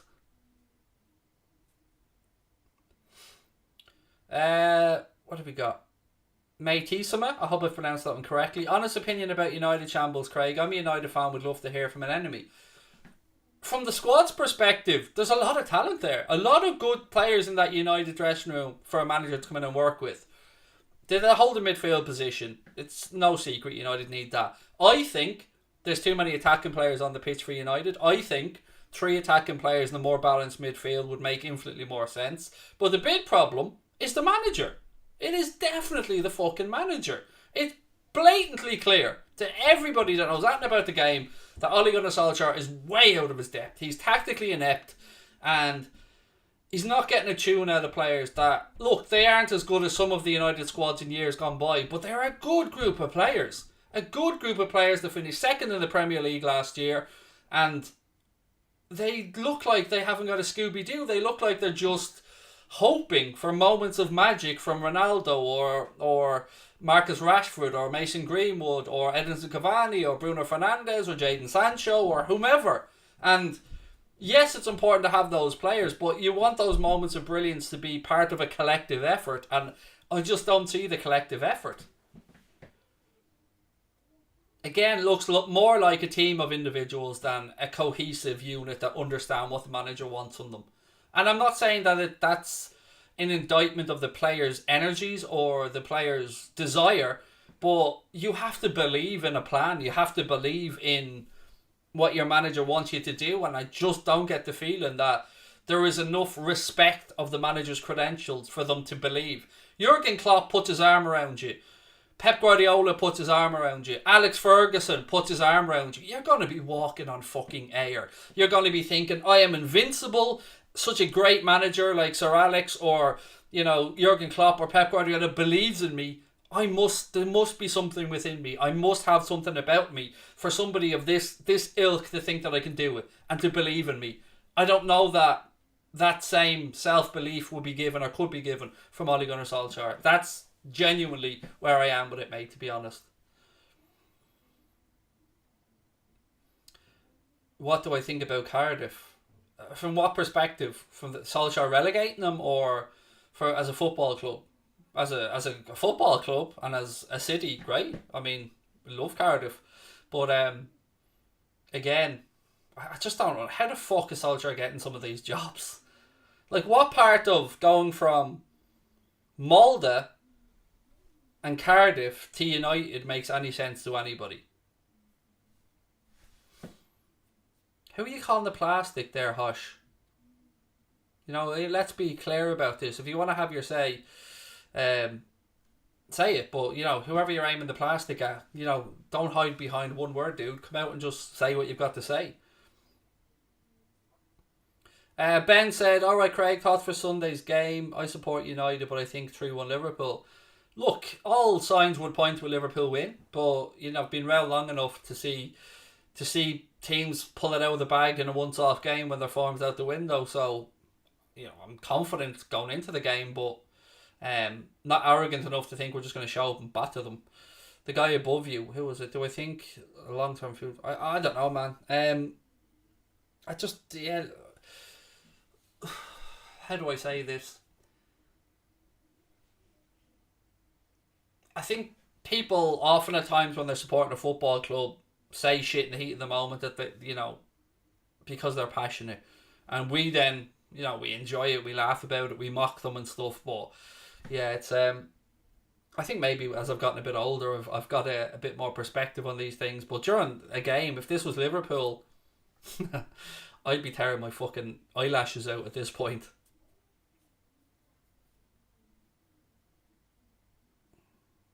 Oh yeah, I get you now, Hosh. Sorry, didn't see that comment.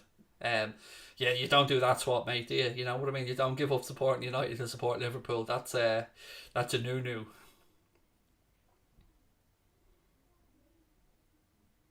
Avnisha would love to get Ollie sacked before Liverpool game and face Liverpool a new manager.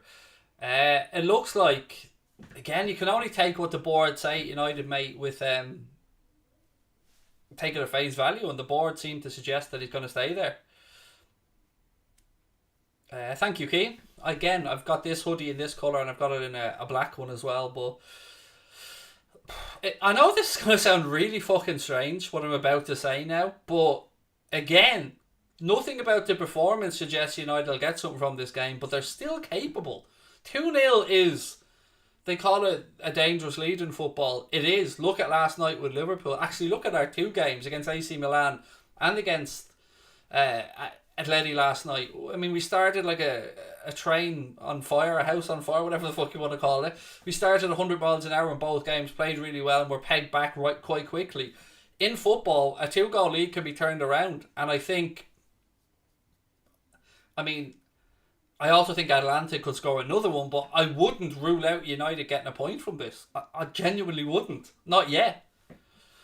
Am I still cool with Mark? Yes, always have been. We're recording together tomorrow for both channels ahead of the game. There's never been an issue. He didn't do it on me. My issue was with a little section of the chat. That was it.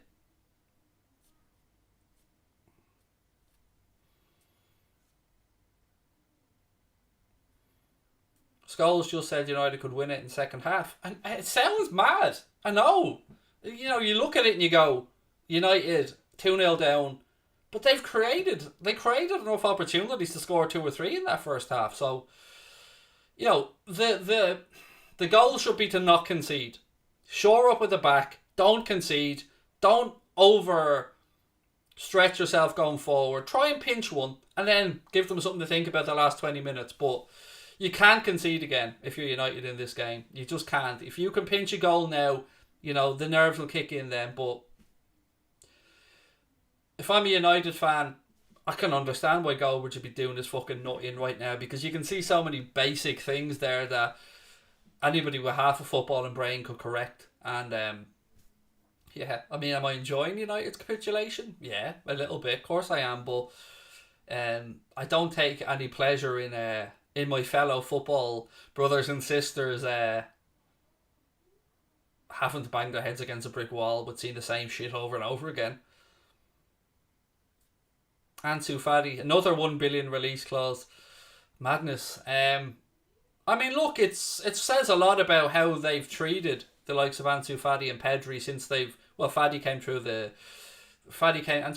through La Masia, but obviously Pedri came in from, I think, Las Palmas, if my memory's right. But they obviously feel loved, and they obviously feel like they have a bright future at Barcelona. So fair play. I mean, if Barcelona can rebuild from the ground up with young players, fair play to them. And tying up Pedri and Ansu Fati to new deals is a good start.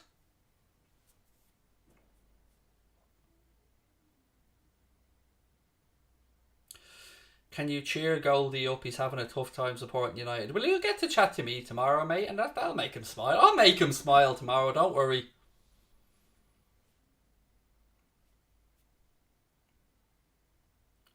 Look, the people saying about Ollie being under pressure, he fucking should be under pressure. You know, he should be in P45 territory right now. If he doesn't get a result out of this game tonight, any other club, I think, sack him.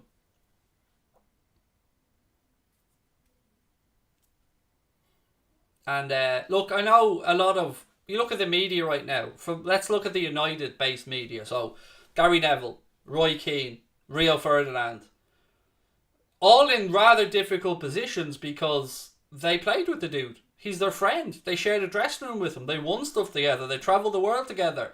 They probably hold him in the highest of regard as a person. So it's a very difficult line when you're a pundit and one of your mates is managing the club you represented so well. So I can understand that they're in a difficult position in what they have to say, but let's be honest about it. We all know that when they all put their head in the pillow at night, Roy Keane, Gary Neville, Rio Ferdinand, they know deep down that we know and that they know that Ole Gunnar Solskjaer is not fucking good enough to manage that club. They know it. They know it. They just can't say it because he's their mate. And you've got to understand that as well. You know, but some of this stuff in the media, it does get a bit difficult to watch. He's shite as a manager, and you know, I understand the position they're in, but like, let's be honest about it. He's not fucking good enough.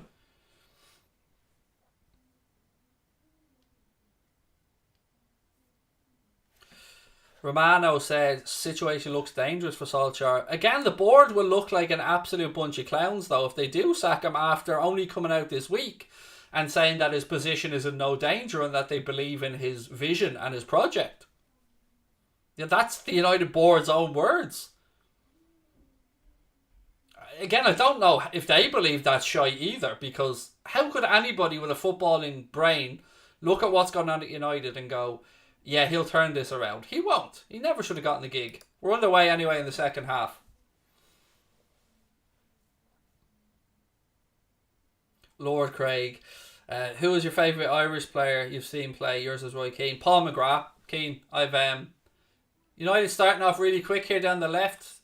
Chances snuffed out. Yeah, Paul McGrath, mate. I love the whole story around Paul McGrath and his performance for Ireland in the Giant Stadium against Italy when we beat them 1-0 with that right out and goal. I think if my memory's right, he was 35 years of age, and it was just a defensive masterclass from Paul McGrath. So yeah, McGrath for me is my favourite.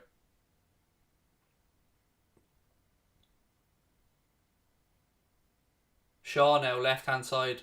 Ronaldo went off on a little run, but Shaw couldn't pick him out. Now's a little chance to slip him in down the left, but Shaw goes back to Maguire. Lindelof. Do you know what, Elijah John? I don't know if I'm happy to say this or not, but I'm a little bit too young to remember Chippy Brady.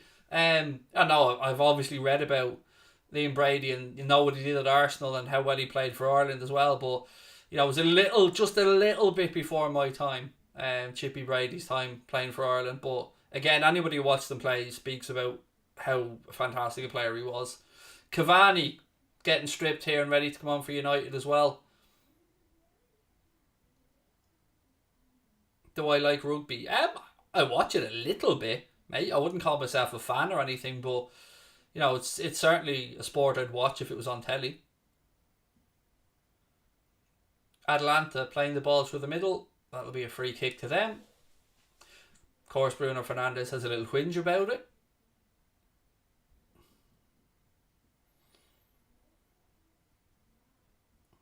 You're 55, Elijah John. Nice. I'm too old. I'm too old for me, but I'm feeling every day of 40, I have to say. Do us a favour though, folks. If you're enjoying the stream, please do hit that subscribe button. Here's Ronaldo. Oh, good stop by the keeper. Second ball, Rashford. Again, another opportunity goes begging, and you would have to say you would put your house on Cristiano Ronaldo in that position to score. How many times over the years has the great man made the net bulge? But again, great timed run, lovely ball slipped into him. Just the keeper did his job. Ronaldo, a yard either side, left or right, and that's 2-1. And you have to say, 2 chances before half time for United, another one here to start of the second half. And it could very, very easily be United back in this game, but it's still 2-0 to Atalanta. 40, what happened to 39.1? Yeah, I mean, publicly we'd go with 39.1. You're right, fair play. Sabrina, I think Andrew's here. I know. Sorry, my wife's getting the start of a sleeve tattoo started at the weekend, so she's picking out some designs now with our very talented tattooist. He's calling around to the house, and my wife's going under the old needle for the start of her sleeve on Friday. Do I not like the Liverpool yellow kit? No, it's horrendous, Glenn. It would just get rid of the checkered collar and cuff, mate, and just go with red, and it would have been sound, but I don't like it. I really don't. I think it's disgusting. Mark, we don't mention that tattoo, mate. We don't mention it yet. Trying to keep that one hush hush for a while, dude.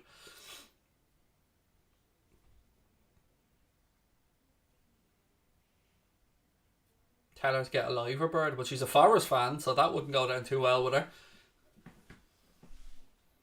I've no idea what she's gonna get either. Just completely up to her. It's her body.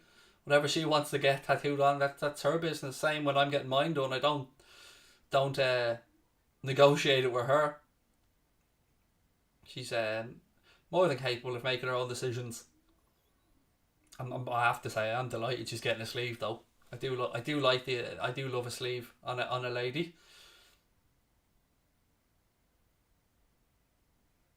Favourite Liverpool kit since Klopp took over.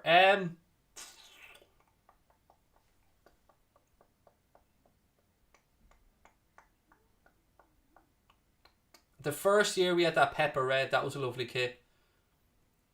Ball drops to Rashford here edge of the box, strike, pulls it wide again. I like last season's one as well. No, it's not last season, sorry. I like the last New Balance one, the pinstripe one. That was a beautiful kit. I'm trying to think if there's been any away ones that I've really... I love the purple away one as well. I've got the matching trainers for that one. What are you doing for 1 million subs? I'll never get to 1 million subs short, so I won't have to worry about it.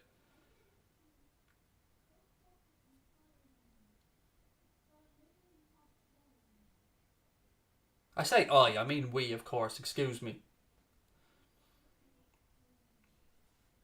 5 minutes gone in a second. How has it only been 5 minutes, by the way? This feels like so much longer. Lovely ball by Greenwood into the channel there. Can Fernandes keep it in? Looks like he just about can. Ball in. Atalanta defend it well. That'll be a free kick. Body check there from Lindelof. Free kick to Atalanta.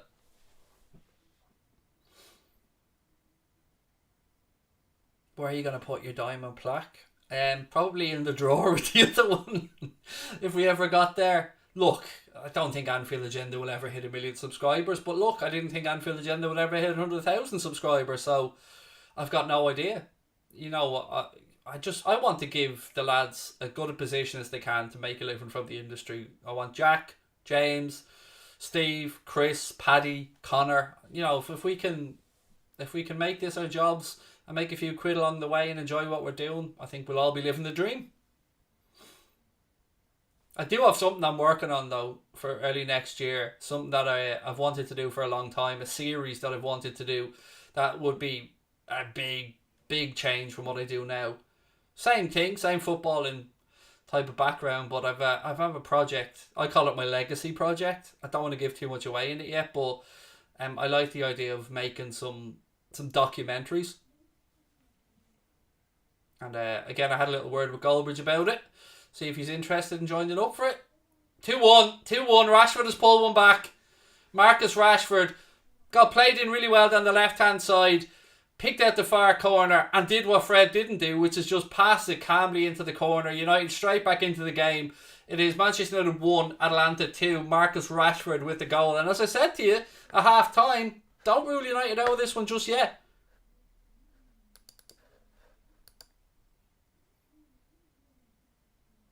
Atalanta give the ball away cheaply, and Fernandes with great vision, lovely little outside of the foot past that. It's a great ball. And Rashford with a calm, composed finish, and it's 2-1. Lovely ball that from Fernandes though. Weight of the pass was absolutely perfect. Kind of reminded me a little bit of Salah's ball to Mane. Again, great ball. Rashford composes himself and slots it in the far corner, and it's 2-1 now. And what have we got? Still the guts of 35 minutes or 37 minutes left to play.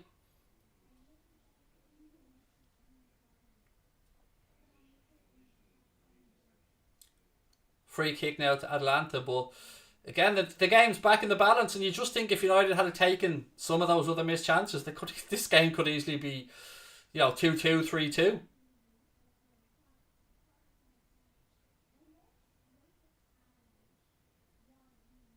McTominay now. He plays the ball forward.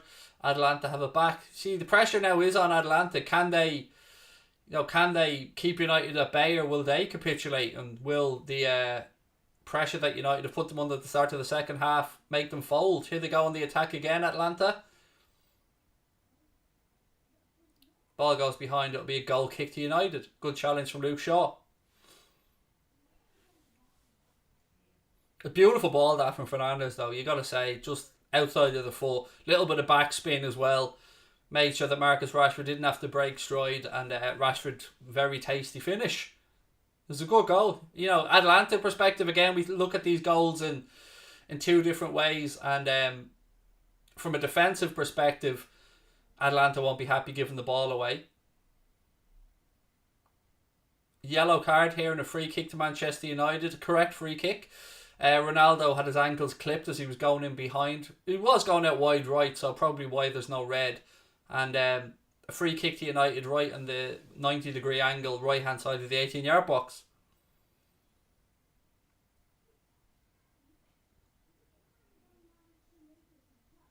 Yeah, no doubt about it. Absolute rugby tackled them. He's blessed that wasn't a yard further forward there, but I don't think Atalanta could have any complaints about that, in fairness. It looks like Muriel's about to be sacrificed here. Oh, excuse me. Yeah, Muriel's going off to be replaced by Duvan Zapata. Very hard working player, Zapata. A good man to have up top to hold up the ball. So maybe they're trying to give themselves a bit of a target man here to take some of the pressure off the defence. Free kick here to United though. You imagine Cristiano Ronaldo will fancy this one. Shaw's over it as well. Fernandes is there.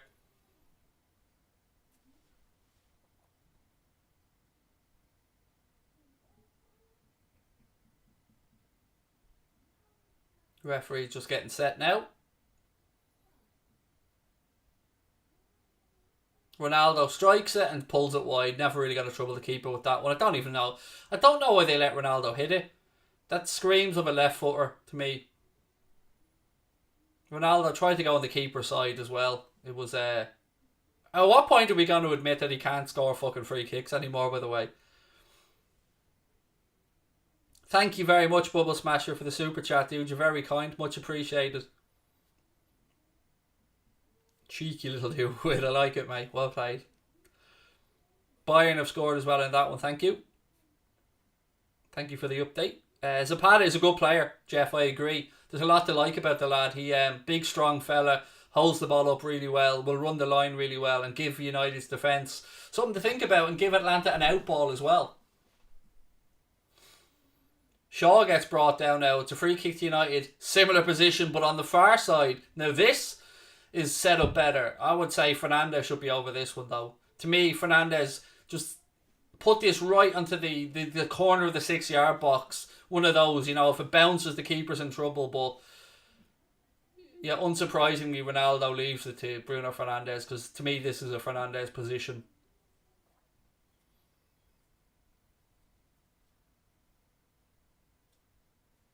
.57 minutes on the clock. Fernandes and Shaw over it. It's Shaw with the delivery. Goes off Maguire's head, and it's hooked away by Atalanta, excuse me. Another goal disallowed for Bayern. My goodness, they're not getting much luck today, are they, with the goals?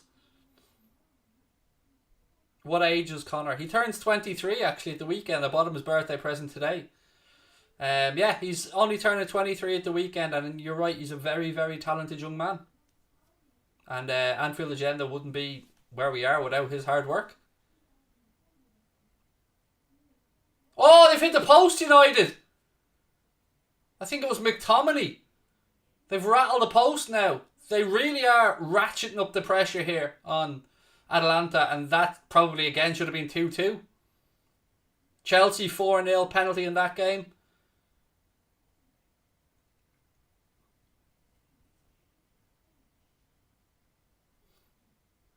Someone said this is beginning to remind me of last night with these dives.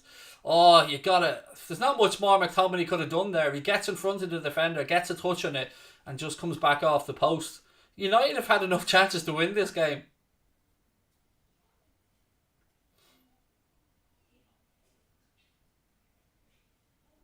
But I fancy Phil Jones at Liverpool instead of Van Dijk. Yeah, you're alright, mate. I'll pass on the El Jonesy.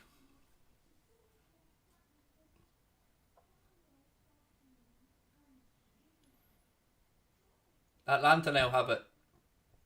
Atalanta, Craig. It's not Atlanta. It's not in America. It's Atalanta. Zapata now, left hand side. As I said, doing what I thought he was going to do. Hold up the ball, give them an option. And there he bursts to the byline, gets the ball across. United defend it well, and it goes out for an Atalanta throw in left hand side.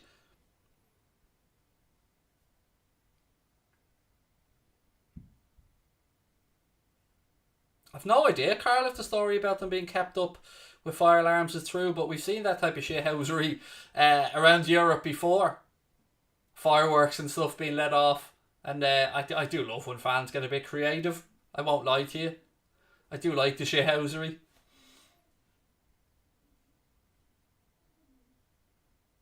I've no idea if it's true or not, but it has happened before with lots of clubs in Europe, in fairness. Do I think Salah can break the league scoring record of 32 this season?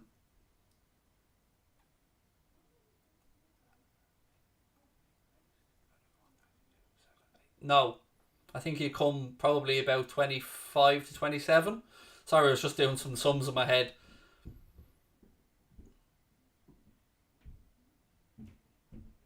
But then again, it shouldn't all be on mode to score all the goals. You know, you'd want the front four to all chip in with 10 to 15 minimum. Zapata now, again, as I spoke about, that good hold-up play. You know, you might only buy your team 10 or 20 seconds, but it lets the defence get a breather and it takes away some of United's momentum. Strike from distance, never really going to trouble David De Gea that one. And it's a United goal kick.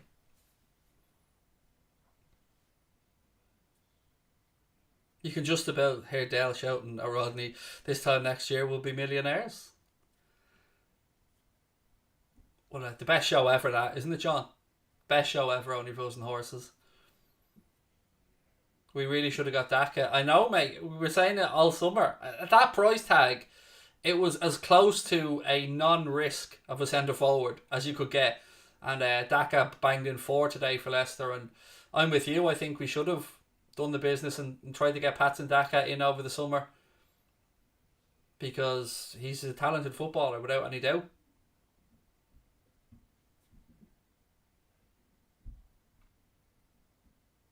I think there's a substitution about to take place here. No, actually it's Rashford who's...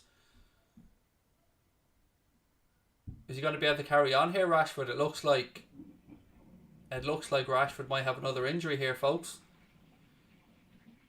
He's trying to put weight on his left leg. I think it's his thigh. Yeah, it certainly is his thigh muscle that he's rubbing. Maybe it's a dead leg. If you're a United fan, obviously you're hoping it is just a dead leg and he can run it off. Again, look at that from Zapata. That's what he's about. He's made a difference since he's come on here, Zapata, for Atalanta, excuse me.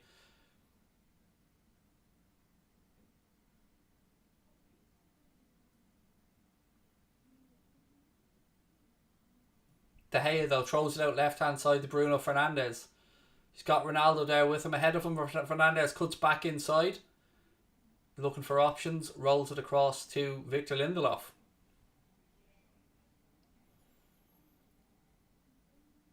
What was my prediction? It was a 3-1 win, Carl. That's what I predicted for United at the start of the game. Right now, I'm going to go a bit bold and predict a 3-2 win to Atalanta.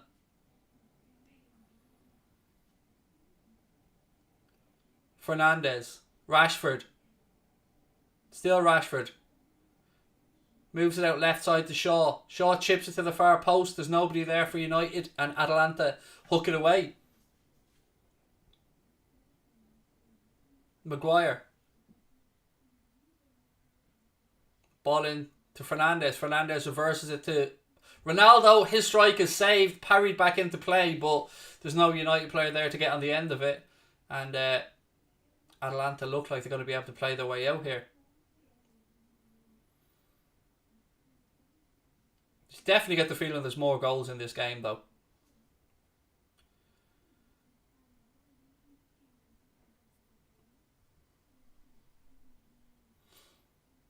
Free kick. I have to agree with the ref on that one. Shaw did block him off. Yellow card, referee. I agree with the ref on that. I think he got a spot on.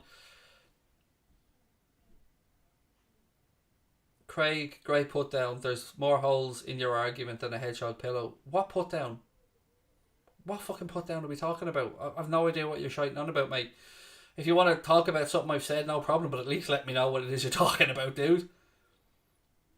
And my arguments are always watertight, by the way. They're always spot on. I am, perfection from a footballing perspective, dude. I'm only joking, but I've no idea what you're talking about. I think you just wanted to get that phrase in, didn't you? Let's be honest, the hedgehog pillow thing. Which is good, don't get me wrong. I appreciate it. 65 on the clock now as Aaron Wan-Bissaka goes running down the right-hand side for United. To Rashford. Good ball in. Oh, just couldn't drop for Greenwood.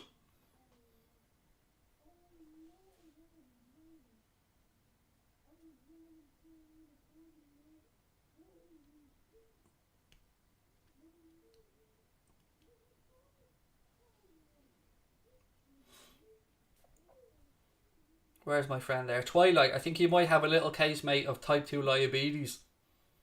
My arguments are always flawless, sir. How dare you?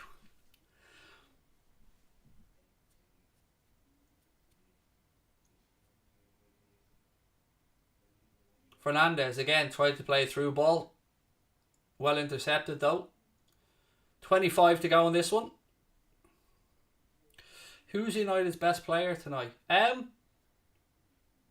Probably Fernandez. He's being very good on the creative front. The ball to Rashford was exquisite, and he is the one that seems to be making them tick.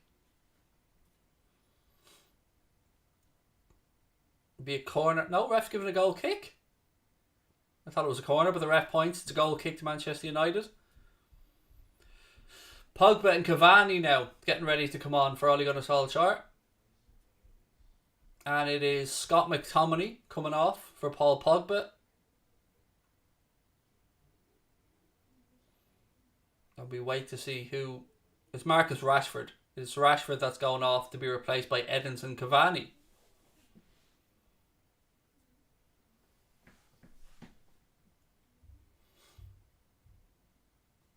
Just a little reminder that we spanked Atalanta, by the way, last year. Just a little reminder.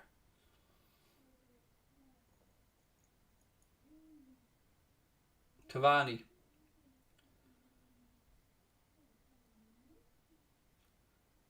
Pogba now gets his first touch. Still plenty of time in this one.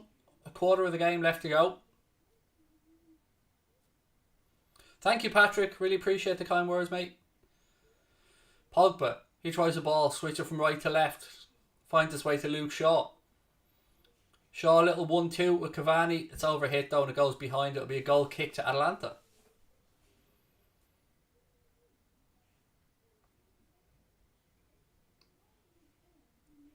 Double change now being made by Gasperini. Atalanta responding to United changes with two of their own.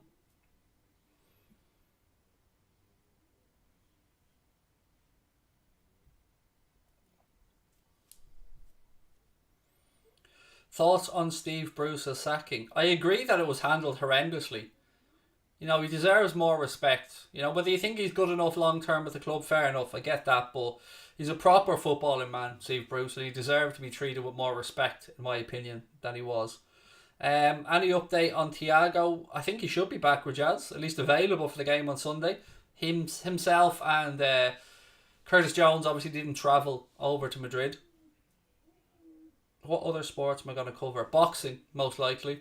That's certainly the front runner for other sports on the channel. Boxing, definitely.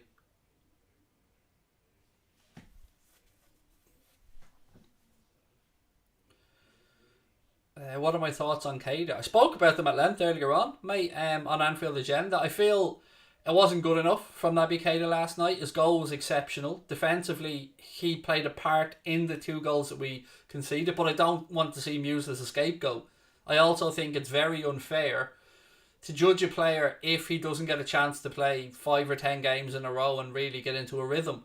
I mean, you're asking somebody to come in, sometimes it's through injury and it's not the manager's fault, but when you're asking them to come in and play a game every 10, a game every 8, it's very difficult to build up a rhythm.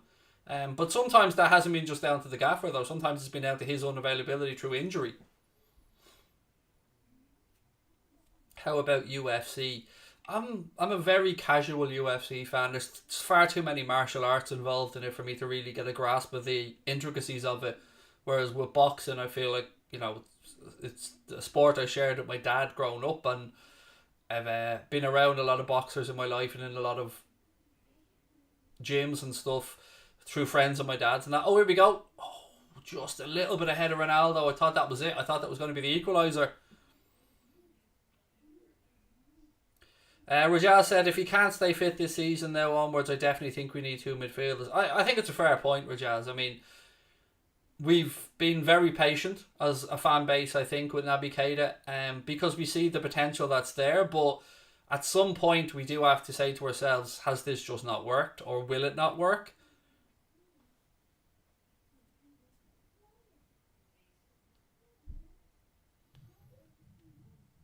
Shaw has it back now for United, though it's brought back for a free kick, actually, for a late challenge on one of the Atalanta players. Almost at the 70-minute mark. What happened to Mundo Sporto? This is it. Same channel, mate, just changed the name. Same channel, just changed the name to the Craig Station.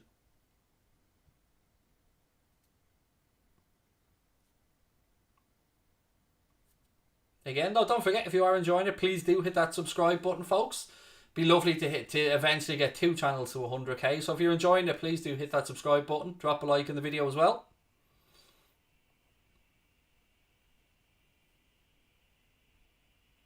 Zapata. Oh, great save by De Gea. Another great save by De Gea. Oh, double save there from David De Gea to keep Manchester United in. A first one from point blank range from Duvin Zapata, who again rolls Lindelof far too easy, but then De Gea's in the right position, gets back up quickly and makes a second save as well. There you go. I told you he was going to be a handful when he came on, Zapata, and he rolls Lindelof way too easily there. But thankfully for United, De Gea was there to make a double save. Brian, how are you, dude? Nice to see you win. Yeah, it was a good chance, but 2 strong saves from De Gea.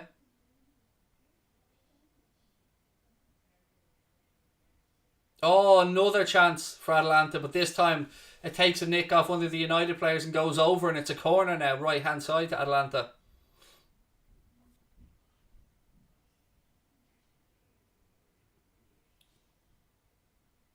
I think, yeah, it was Aaron Wan-Bissaka that got the little challenge in, and it'll be a corner now on the right hand side to the Italian side.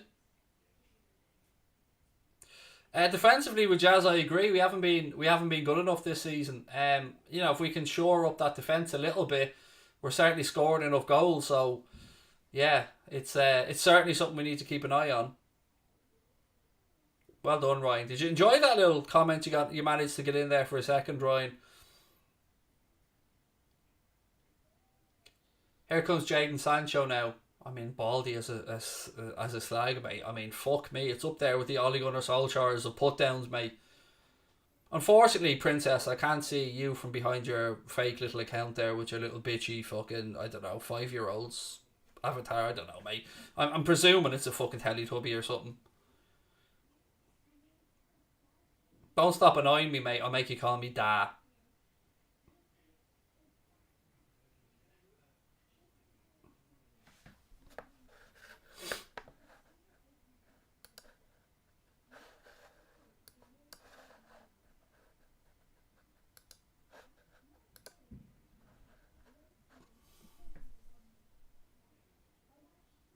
$17 to go. Sancho on again for United as they do what Solskjaer does a lot of the time, empty the bench and just bring on as many attackers as you can to try and bail you out of trouble.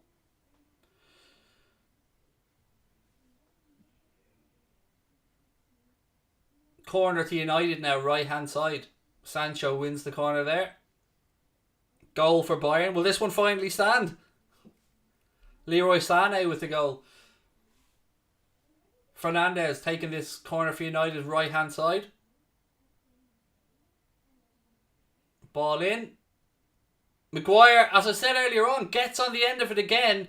He just doesn't score enough. He gets on the end of so many corners. Maguire, he's very good in the air, but he wasn't able to really trouble the keeper.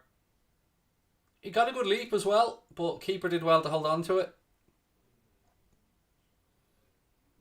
16 minutes to go at Old Trafford. Still Manchester United trail by 2-1. But, you know, it's been a game that could have been 4-4, 5-4, 6-5. There's been chances aplenty. Another corner here to United, right hand side.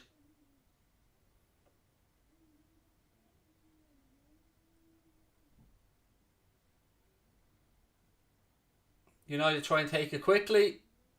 Atalanta managed to clear it though, but it'll come right back at them. Sancho has it. Wide right. Fernandes. Cavani lets it go to Maguire. Scores. It's 2-2. Maguire stayed up and he's pulled it back for United. I told you at half time, don't write United off yet. And Harry Maguire steers it in at the far post to make it Manchester United 2, Atalanta 2.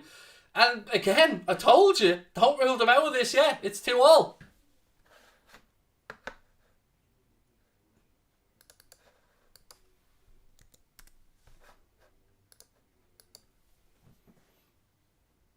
The first corner was clear, or the corner was cleared, I should say, excuse me. Comes back out to Sancho. He gives it to Maguire, or he gives it to Fernandes. It bounces just over Edison Cavani's head, comes to Harry Maguire, and look, you have to say it's a tidy finish. Tidy finish from the centre-back into the corner, keeper no chance. Maguire finishes it well, and it's 2-2 at Old Trafford. We have a game on our hands, ladies and gentlemen. This should be an entertaining last 15.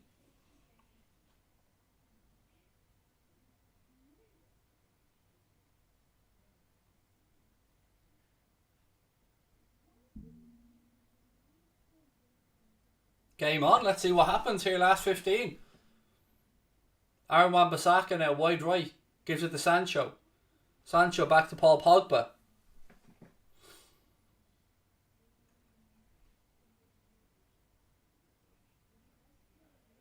Maguire to Fred.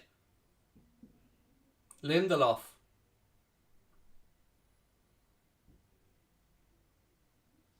Sancho. Do Atalanta have an answer, or are United going to nick this one at the end? It's been a proper ding-dong battle. 2-2. 14 minutes to go. Ronaldo now wide left. Tries a little 1-2. Ends up fouling the Atalanta player. It'll be a free kick to the Italian side.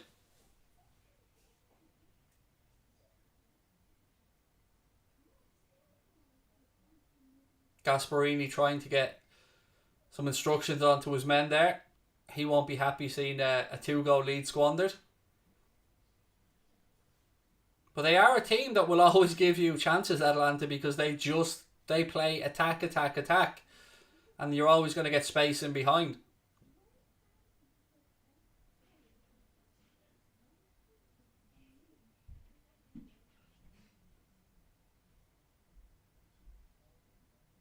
Throw into Atalanta on the left hand side.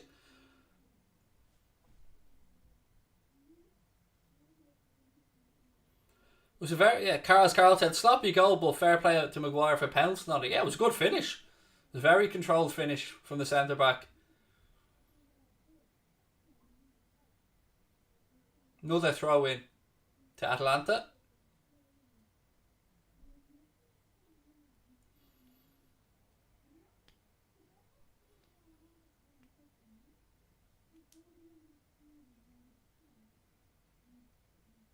Throw-ins taken. Another one. Atalanta get on with it quickly again. Throw it up to Zapata. Zapata flicks it inside. They have space now if they can move it right hand side. United have bodies back as well though. Atalanta have it wide right. That will go out for a throw-in. A throw-in right down by the corner flag right hand side for the Italian team.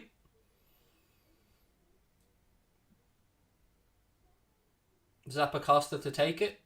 Again, Gasperini's about to make another change.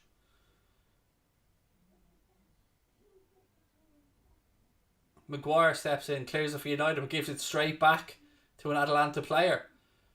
Plays it into Zapata. Zapata rolls it back edge of the box. Strike, pulls it wide, but again, Maguire's got to do better than that. His clearance went straight to an Italian, one of the Atalanta players, who found Zapata. Zapata laid it off and the strike was pulled wide, but again, not great for Maguire. Have I ever been in Bosnia? I have not, mate, no.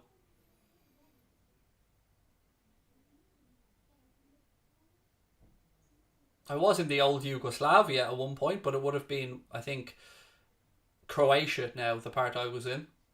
Oh, chance here for Fernandez. Fernandez! Saved by the keeper. Good save that by the Atalanta keeper. I thought Fernandez was about to make it 3-2, but a good save by the shot stopper. And it'll be a free kick here to United in a good area for a shot. Left hand side of the 18-yard box. Young Boys won now, Villarreal 2, so Young Boys pulled one back in that game.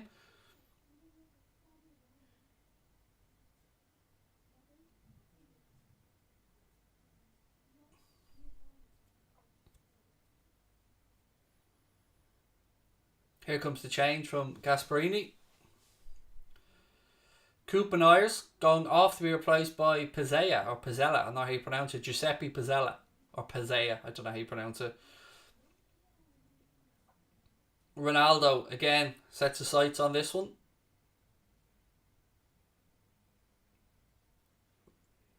Atalanta player gets his head in the way. And it goes behind for United corner, or a throw-in, I'm not sure which one. Obviously the player's just taking a second here to compose himself, because that was travelling at speed, and fair play to him. Puts his head in the way.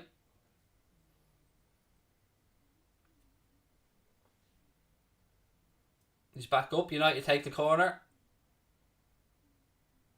It's cleared, but it's straight back again to Luke Shaw. Fred. Back out to Luke Shaw.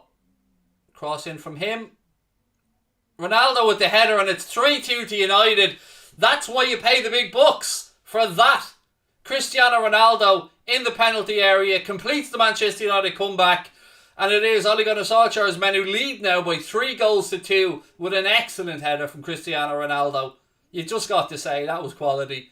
Wonderful ball in from Luke Shaw. Ronaldo does what Ronaldo does, which is get on the end of crosses. He's got unbelievable hang time in the air, to be fair, and he buries that. And it's 3-2 to United. Told you at half time, don't count them out yet. They defend the first corner. Comes back to Luke Shaw then. Shaw plays the ball to Fred. Back to Luke Shaw. He gets himself a yard. Head up. It's a great cross, but it's an even better header from Cristiano Ronaldo. You've just got to say that's a good header. Watches it all the way. That's quality header. Quality. No chance for the keeper. And it's 3-2 to United. A great cross from Luke Shaw and an excellent header from Ronaldo. Look at that, bang. Proper header that. United have somehow turned it round. It's 3-2.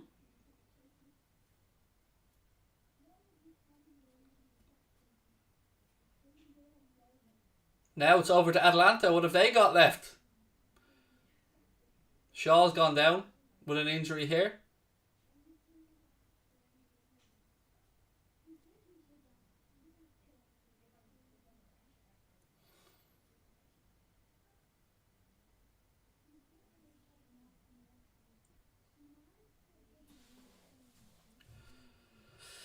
What's your opinion on the big Brexit crisis in the UK? Without trying to sound rude, mate, it's not really any of my concern. I live in Ireland. We're part of the EU. Don't have the same headaches. You know, the English people voted for Brexit. I don't know what to say about it. It wouldn't have been my choice. But I don't really want to talk politics either, because it's not really something I've too much of an interest in. I just want everyone to be well. And happy and safe. 7 minutes to go. Ronaldo, again, gets his head up. Lovely ball into the right-hand channel for Jadon Sancho.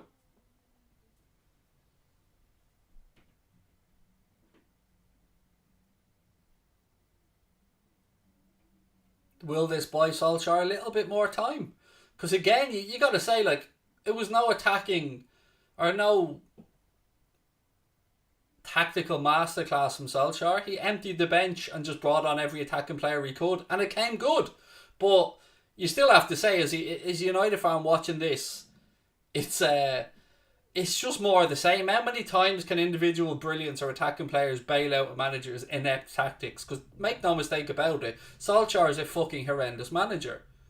But he has, luckily for him, some very, very, very good players there that can do brilliant things. And it won't always work, but he does. His inefficiencies are covered by some of these great attacking players.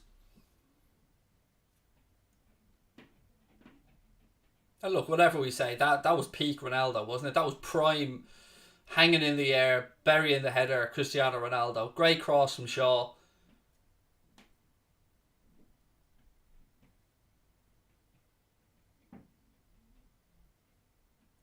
What do I think of the new Super League formats? Again, I'm so surprised at how they packaged the first one. I mean, all the money behind the league, the Deloitte financing, and the PR was done so badly around the launch of the Super League that it was no surprise that everybody told them to go fuck themselves. But now they're talking about what, two leagues, two tiered divisions with nobody guaranteed to be in. I haven't really taken the time to have a look through it properly. I just got the bare bones of it.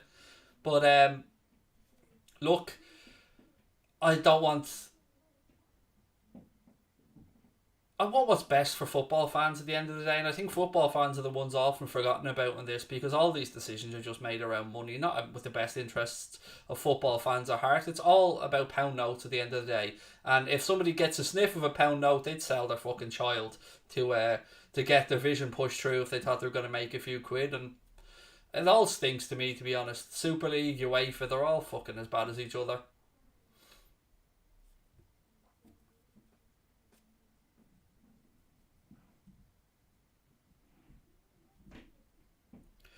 I'm thinking of moving to Ireland. Is there any other places you'd recommend? Cork is a nice place. As you said, it's a beautiful part of the country. Dublin, very expensive.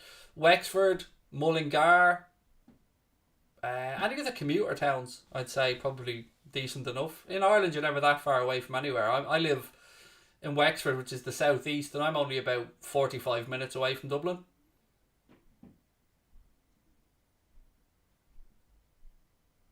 Again, Zapata now. Atalanta getting bodies forward. United trying to do a bit of defending. Ball across. Ooh. Skipped right through onto the far side. United have defended it though. Cavani. Atalanta have it back.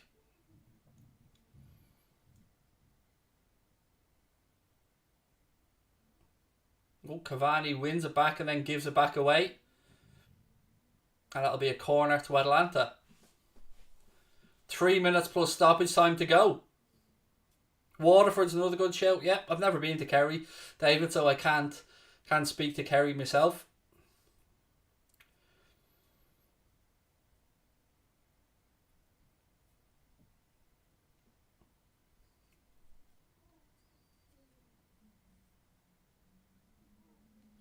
Don't forget though, folks, if you've enjoyed the stream or you haven't subscribed yet, please do take a second, hit that subscribe button. Trying to up the levels of content I put out on this channel as well.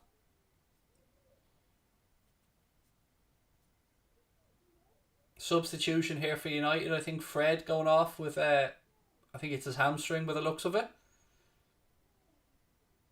And Matic is the one that's come on. Nemanja Matic on now to try and shore up that defence for the last few minutes. Corner in. It's headed over. It'll be a corner on the far side now to Atalanta. 4-0 to Bayern now on that one. Thank you, mate.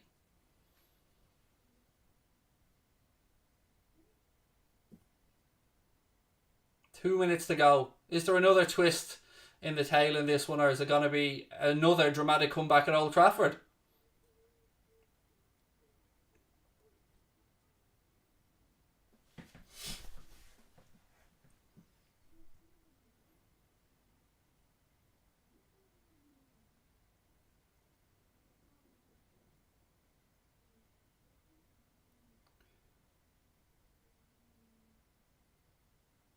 Atalanta moved the ball back into the left-hand channel. Just trying to work across in position. Ball in. It's deep though. It goes behind for a goal kick. United defence holds firm and it goes behind for a goal kick. Will there be another opportunity, or will United see it out from here? It'll be interesting to see what stoppage time the ref adds on.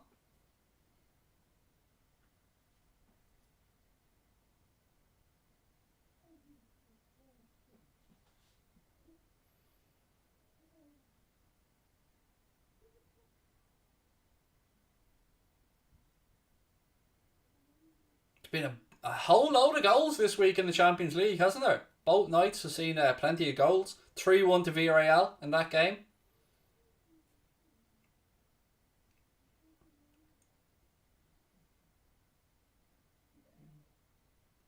Cavani hooks it back forward. Atalanta hook it straight back in the opposite direction. Lindelof heads it down. Little flick by Pogba, looking for Sancho, but I think it's too far ahead of him. It is. Atalanta managed to get there. They'll be looking to create one more opportunity. They have a free kick. Wide left. They take it quickly, but United defend it. And the ball's back up in the air. All eyes be on the fourth official now.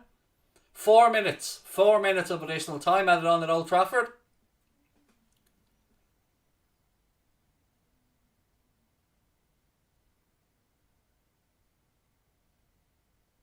It really is a game of two halves, isn't it? Atalanta trying to pick the lock there, but United have it back. Ronaldo.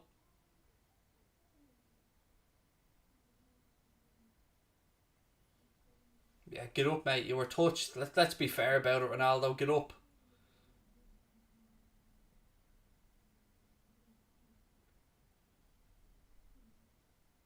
By the way, there was nothing wrong with that. It was a completely fair challenge. He got the ball. Referee bought that. There's nothing wrong with that challenge. He got the ball. Referee missed it. Shouldn't have even been a free kick.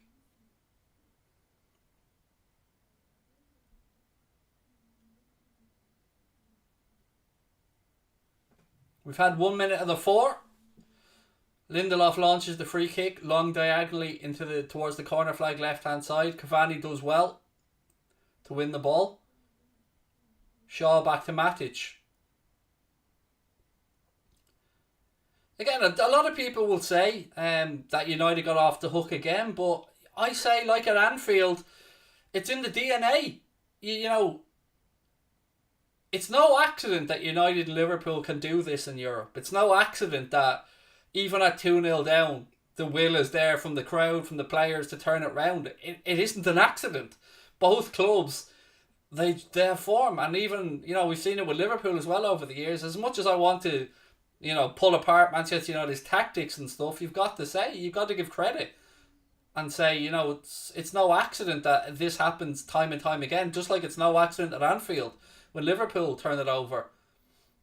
There's something in the DNA of the club. There's something in the stadium. It's hard to put your finger on, but neither side in Europe know when they're beat at times, and you've got to admire that, even if the tactics are shambolic. Salty? Are you an idiot, Shay? Like, literally, are you a fucking moron? Clearly you are, because what part of what I just said was salty? I literally gave credit to United, you fucking clown. You're just a tick, mate, aren't you? Let's be honest, you are just a fucking idiot.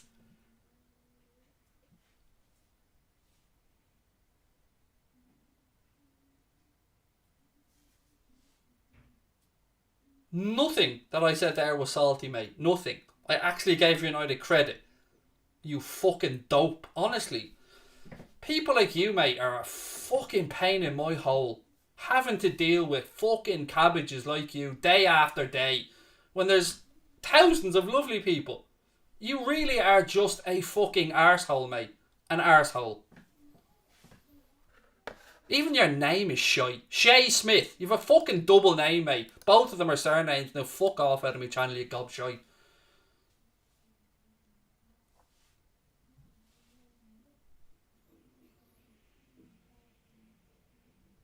$30 to go. It looks like Ole Gunnar Solskjaer's men are going to see this one out. And again, you got to credit them for the turnaround.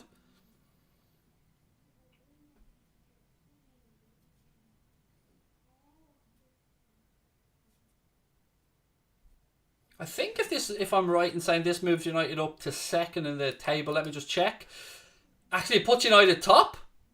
It puts United top of the table, excuse me. United with 6 points on top of the Champions League group. Atalanta and Villarreal both on 4 points in second place. So it will have ended up a pretty good night for United fans in the end.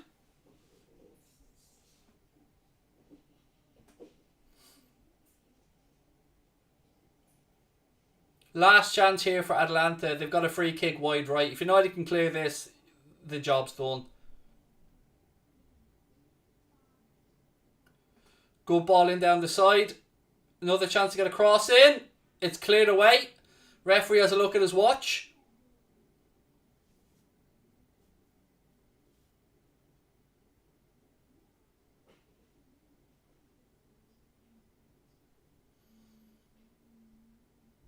Atalanta trying to forward one last opportunity. They drag it wide. It's a goal kick, and that will be that at Old Trafford.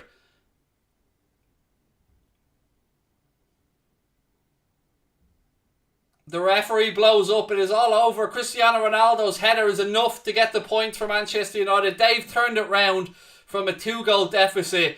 United get the job done. English clubs carry on their fine form in Europe.